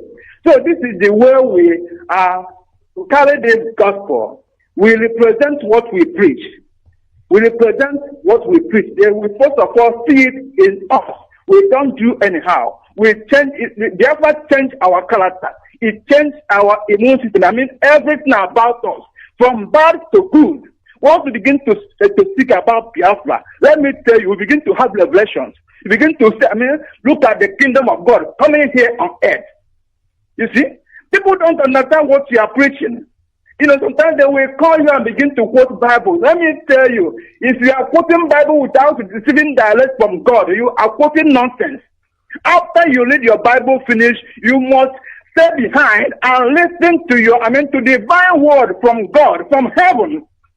You see, what we read in the Bible is about those who show us the way. How they serve their God. Then, and we see what God told them. Then we pick them and I put it in us and also begin to receive in the spirit direct from God. No, the way God wants to use us here on earth. That is the purpose of man. We are not meant to be like any other person. We are not meant to be like Moses, to be like Joshua, but to copy every good thing that comes from Moses, comes from Joshua, then add it to the one that God has that God has given us now. So it will help us in everything. That's what I want to tell everybody. I also hear what you said about Nigerian telecommunication. Maybe they want to sell it to private companies. A man from MTN, when they came into Nigeria for the first time in 2000 or 2001, he told me that the only thing that they are afraid of is NITEL. If NITEL will switch into GSM, that they will suffer setback because NITEL already. Everything is already on ground. It's only for them to be putting, it's only for them to be putting antennas upon all those maps. That is correct. You see? That is correct. Yeah. You see? Then they say that they are not afraid of Vodacom because then Vodacom is stronger than MTN. You see? That they are not afraid because Vodacom is trying to come into Nigeria then, but they try all they could to stop Vodacom coming into Nigeria. You see? So this is after they realize that what the people they are dealing with is a baboon and monkey, that they don't know anything. You see, that's why MTN conquered Nigeria, conquered every Africa. That MTN is booming in all Africa today. It's Nigerian money. That is true. That is correct. It's money that comes from Nigeria. You see, because we are baboons and monkeys, until today they will not learn. They will not learn. You see. So please, and Ikoku, hold on. When you say money coming from Nigeria, where is that money coming from? Please be specific so that the people will know. This is my property in the Biafran land. In the Biafran land, please, I never said by calling Nigeria. We are just coming out so we can we may continue to make this. Yes. Yes, please. But it's money that comes from Biafran land. You see, that settled the whole Africa through MTN. So hold on, can we then say that anywhere you see MTN booming and enjoying, it is the oil coming from Biafra land that is making it possible for you to see all those yellow signs on MTN? Is that correct? Yes. Yeah. Hey, this is good. So please, I encourage you, don't get angry when people try to, argue with you. And I want to tell people, please don't call this station to argue about this thing. You said that they should call you on Sunday. They won't talk about Bible. They shouldn't be calling other days. Yes. To throw us back. Bible lesson is only on Sunday morning. Sunday morning program is for Bible lesson. If you want to discuss Bible, Sunday morning we'll read the scriptures. No other time, please. Yeah. Yeah, I thank you for everything. May God bless you. May God continue to bless us. I tell you, very soon we all are going to rejoice. Forever. Thank you. You see, and the fire is catching everywhere. Even reasonable businessmen are calling. When reasonable business, not traders. There's a difference between trading and business. When reasonable businessmen begin to call, the game is over. And one thing about it is that we never disappoint. Instead of us to go back, we only go forward from strength to strength under the guidance of heaven. The caller on Skype, I wonder if you're there. Can you hear me? The caller on Skype, can you hear me, please? This is Radio Biafra. There is a caller on Skype. For the very last time, I wonder if you can hear me, the caller on Skype. I don't think so. The caller on Viber, can you hear me? Yes, sir. Good morning, Director. Good morning, please. Your name and where you are, if you may. Director, my name is Chukwuemeka Afozi. I'm from Orumba South Local Government Area, Anambra State, Biafra land. Thank you. And where are you calling from? India. From India. Thank you very much. Please go ahead. Director, I will start by saying good morning to you and good morning to all Biafrans all over the world. Good evening to some of you and good afternoon to some of you wherever you are.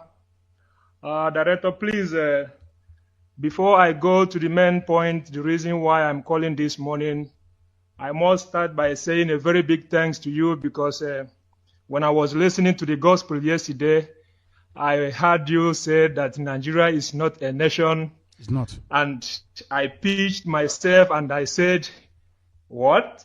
And you said, go and Google what is a nation. And to be honest to you, with my knowledge, I'm over 30 years now. I never one day thought of going to Google what a nation is.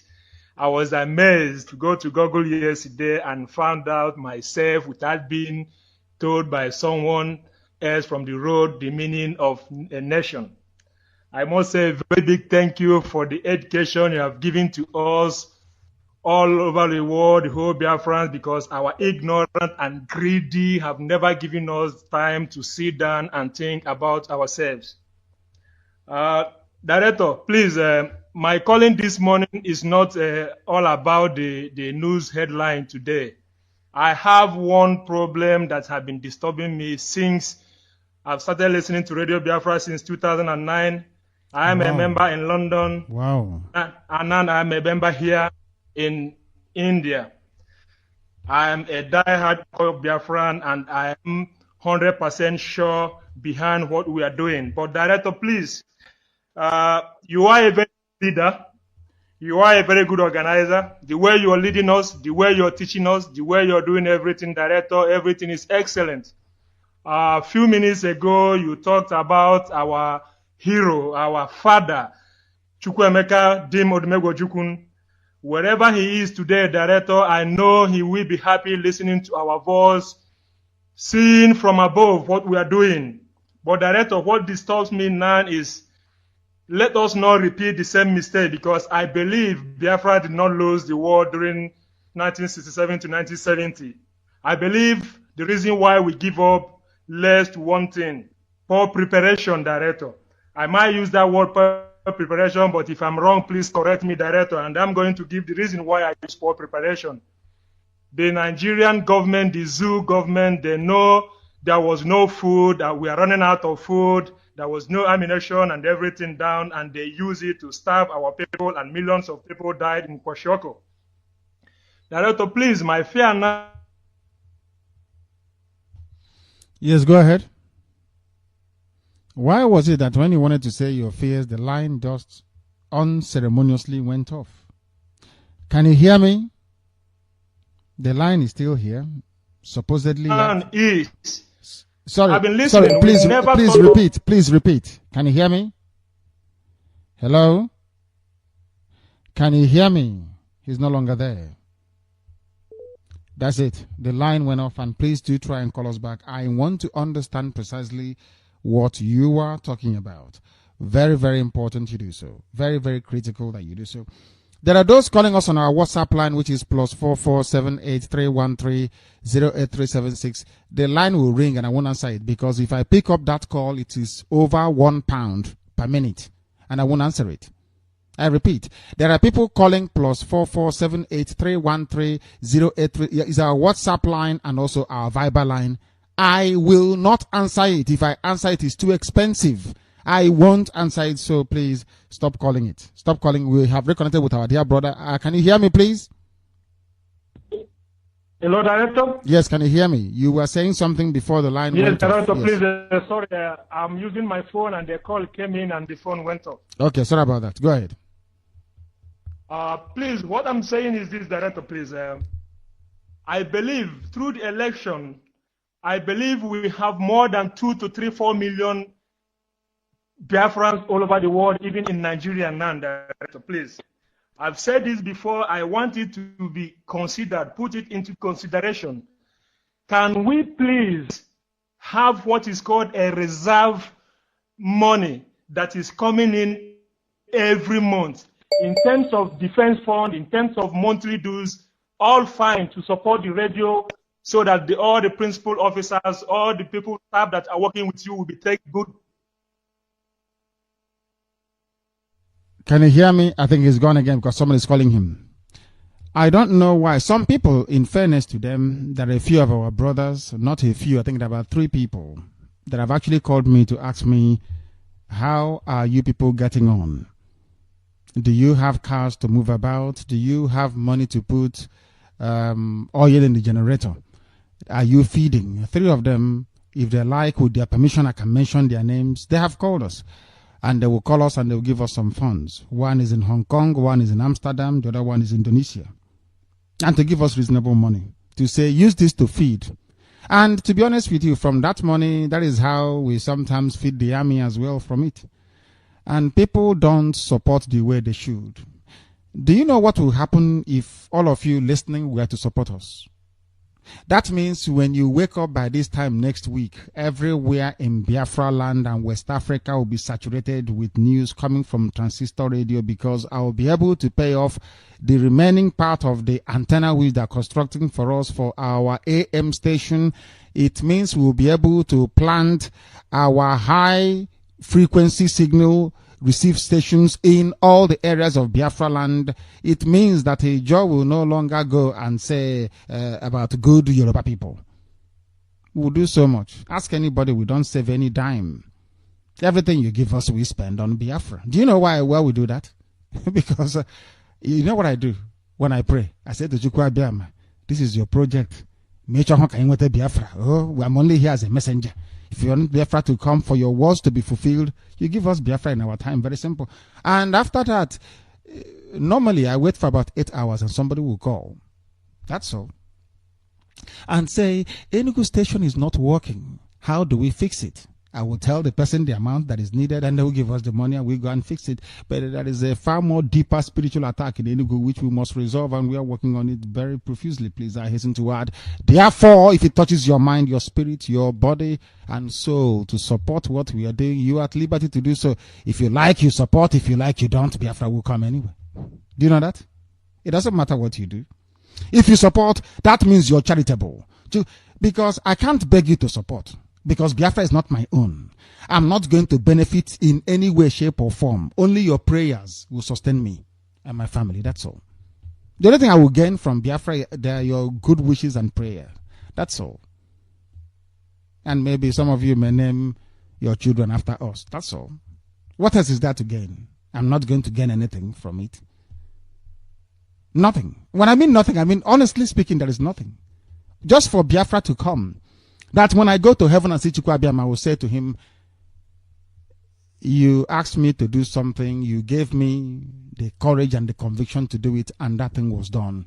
You did not allow Satan to come into me. to deceive me or to sidetrack me. Because of that, I will praise your name forever and ever. That's all. That's all. The only thing I will gain. I'm telling you the truth. Therefore, this army needs to be fed. The people working for you, they left their jobs. These are prosperous people. Have you seen any house before built by Brad Chimeze? Have you seen any house he has built before? He's an engineer. He built houses, beautiful ones at that. I mean, beautiful houses, not crap.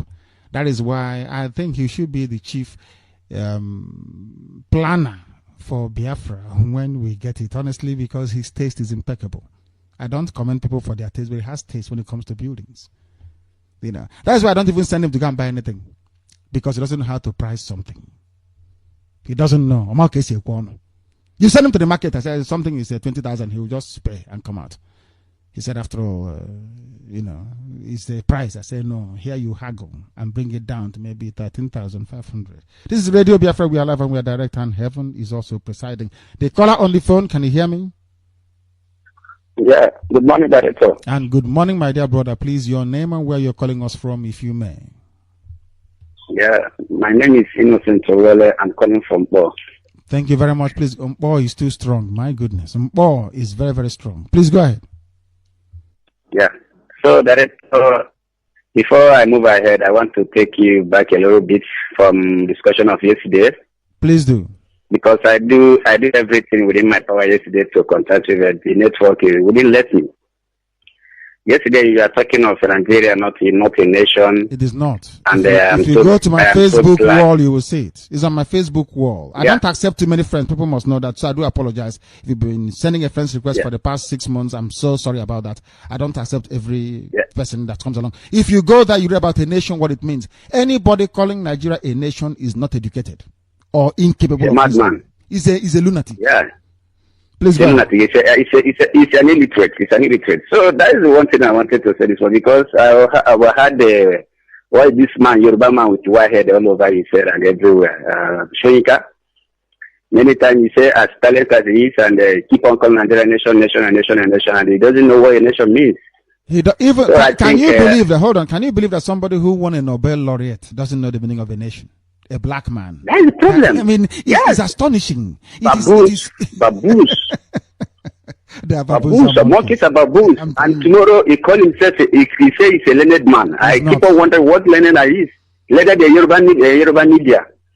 So that one thing I want to say, Ojubu has said it before he goes, and may he rest in peace. And I believe the man is a 1 in a million, because he said it years ago that Nigeria is not yet a nation. And when you said it yesterday, I concur to that. I totally surrender to that, because the man of all people have said it before he goes, and you are confirming it with proof. So with proof, yeah, go to your dictionary. And you give,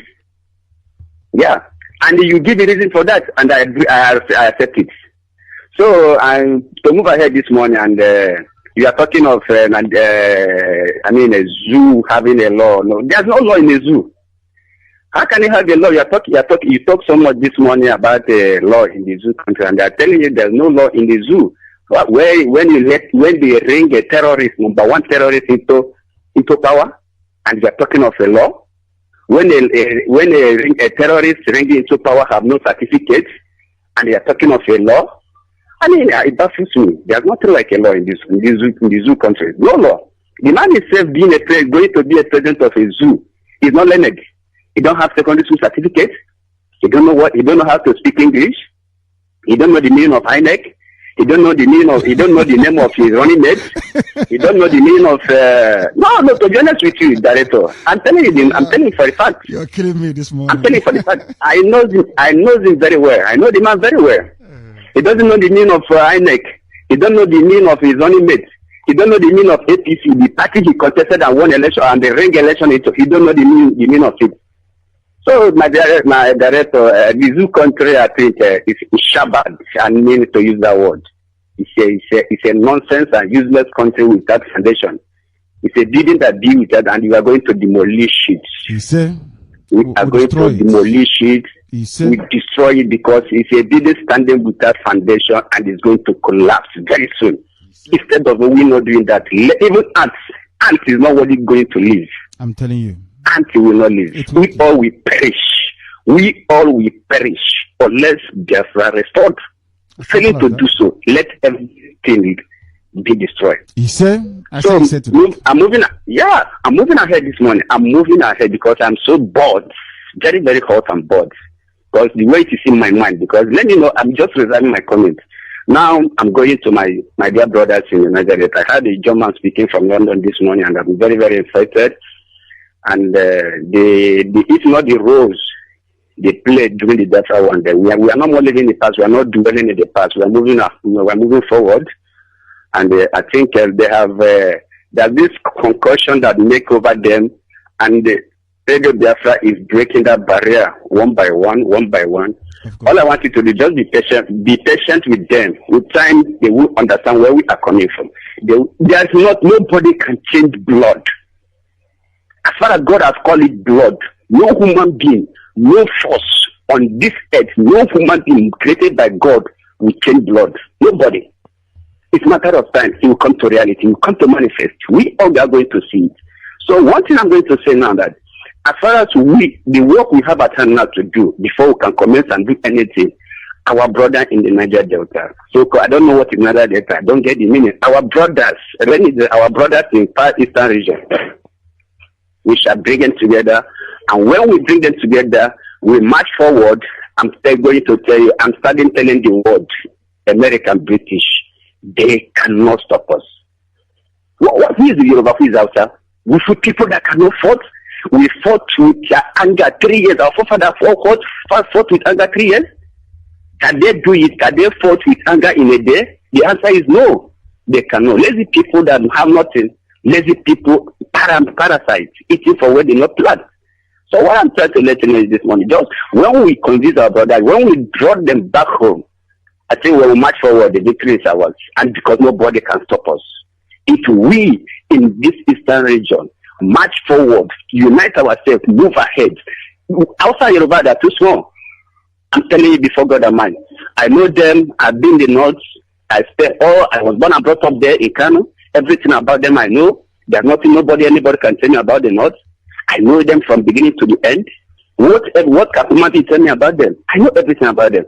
So I think we have work there to do. When we bring them back to home, when they realize, because the problem, I understand the problem with these people having is their leaders are deceivers, their leaders are cheaters, their leaders are looters. Then doesn't want to tell the youth the truth. They keep on deceiving their youth for the peanuts they are having from the Hausa and the Yorubas.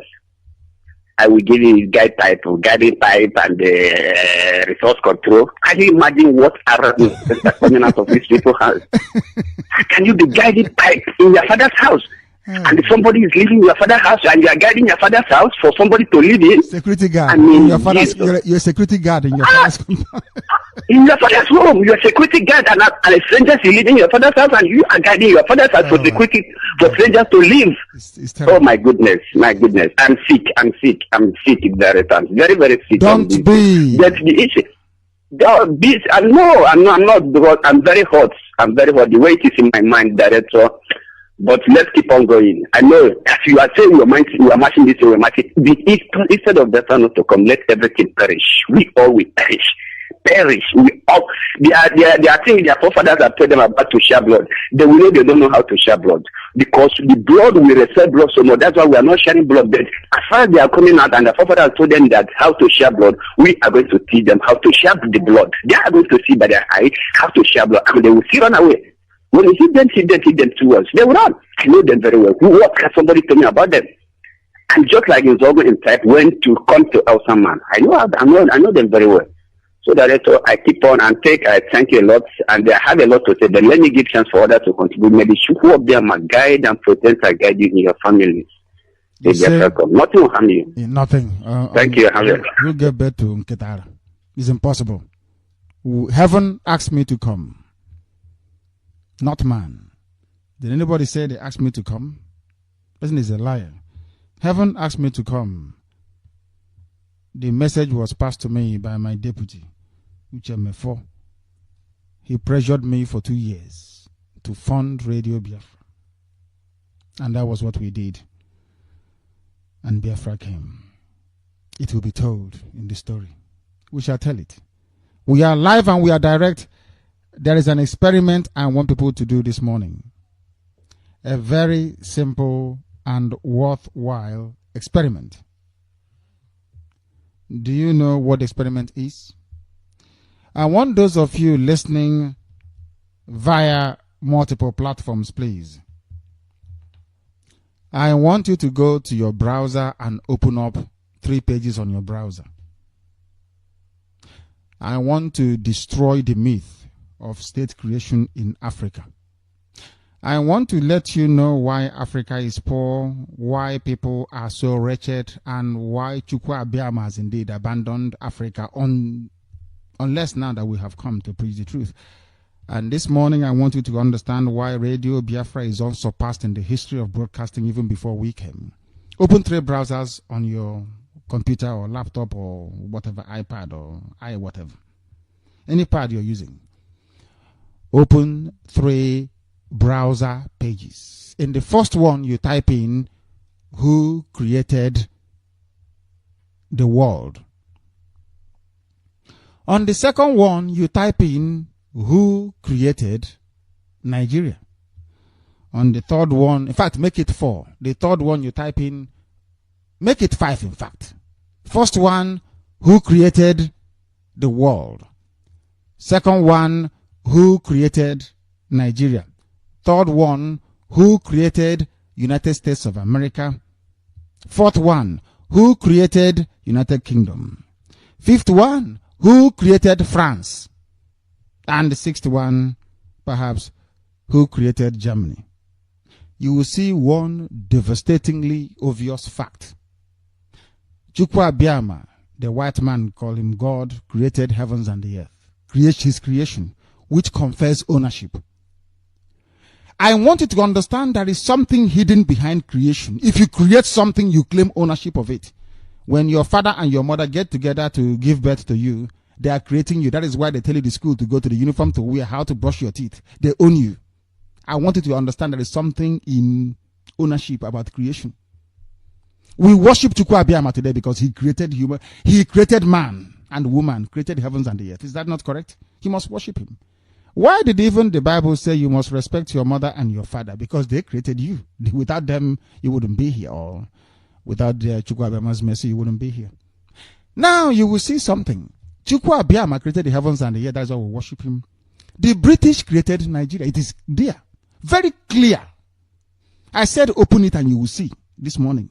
Who created what? Confers ownership. Because the British created Nigeria, they own that very place. They own your brain. That is why you remain poor forever.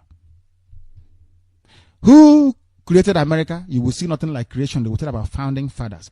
Who created France? They will say they migrated from here and there. Nobody created them. All these countries, they are nations because they are organic. Their emergence is as a result of the fusing together of maybe people under one value system. Is there. You will see it.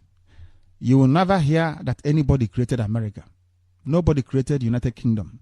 Nobody created France. Nobody created Germany. They emerged organically as nations should. But there very clearly you will see Britain created Nigeria. I told them that they should be afraid. I told them that we are educated. You have to be very, very afraid, I'm telling you. I'm telling you the truth. That is where Biafra will come. There is no amount of... Where do you want to drag us to? Which realm or discipline do you want us to go to? You will come out disgraced. After yesterday and this morning, I'm not sure you look at Wole Soyinka again as a learned man, will you? They can swallow dictionary and try to perhaps bamboozle you with very complex words and grammar. That doesn't cut the eyes with me. The content of your brain is what I defer to. And in as much as the definition of a nation is concerned, I find them wholesomely wanting. I find them wanting. Intellectually, they are nowhere to be found. Because Nigeria isn't a nation. It was created by somebody. And the essence of creation is ownership. If you create something, you own the patent to it. Japan created Honda, so they own Honda. You create something, you own it. Your child may grow to be your, but at least when mom or dad is calling, they know mom or dad is calling. Because they own you. Up until a few years ago, even when I'm speaking to my dad, even on the phone, I stand up. Out of respect. Because you're speaking to your father. I don't talk to my father anyhow. And my mom, I can't. I can't bring myself to. Because they created me by the grace of heaven. When somebody creates you, they own you. Britain created the zoo called Nigeria. They own it. That is why they can come and take the oil without paying for it. That is why they can tell you, oh, why don't you embrace diversity? Britain, but you said you're a Christian country. Why can't I say I am from Christian Biafra? Because if I say I am from Biafra land under Chukwu Abiyama, you may not understand it. Which is where we come from. Our ancestors had no intermediary. They worshipped heaven straight away. We are live and we are direct. The time now is approximately 10 minutes past 10 in the morning. We have been live for nearly 3 hours and we must call it, because I have calls to make and things to do today. You must forgive me. I thought I could have run for 4 hours, but that is no longer possible. We are going to reconvene, if it is possible, in the afternoon, if possible in the evening. We are here to serve you. What else? But we need your help and support to continue this very work. If you have not supported before, try supporting. If you have supported in the past, try supporting even once again and consistently. An army to feed, weapons to buy is not easy. You want us to defeat the zoo, you must give us the tools to do so. And that tool is your support, please. Very, very critical. Very, very important. We'll reconvene either this afternoon or this evening, depending on our diary. But some people woke up this morning not knowing, or this afternoon or evening, depending on where you are, who Chukwu Abiyama is now, they know. Some of you woke up with doubt about our relationship with our own flesh and blood. Hey, job people, they are our flesh and blood, for goodness sake. Now you know that we are together in this. Some of you woke up wondering what Biafra is all about. Today you have also been educated to that very fact. Most of you woke up wondering, why did they say that Biafra is the kingdom of God upon the face of the earth? Now you know that indeed Biafra is our religion. Here on radio, Biafra is where we worship. And we worship Chukwu Abiyama, not man. Because only him is God. You know, sometimes we say it here on radio, people don't understand. I grew up in Anglican church. I was a chorist. I used to sing in the choir. I'm not sure I possess the same voice anymore. But the closest approximation you can get to true Christianity is Seventh-day Adventist Church and Jehovah's Witness. If those two can combine, you have pure Christianity. Man is fallible, we know. Sabbath and Ama Jehovah. You get the closest to how a Christian should live. And I don't attend any of them. But that is the truth. Maybe also today, you now know we speak the truth. No matter who likes it, regardless of who hates it. Because Chukwu Abiyama is God. And he will guide and bless, nurture, sustain each and every one of you and your families. But more importantly, Chukwu Abiyama will bless his kingdom upon the face of the earth called Biafra. Whilst we wait to come back again live this afternoon or this evening, from me, from here, this very time, it is simply good morning.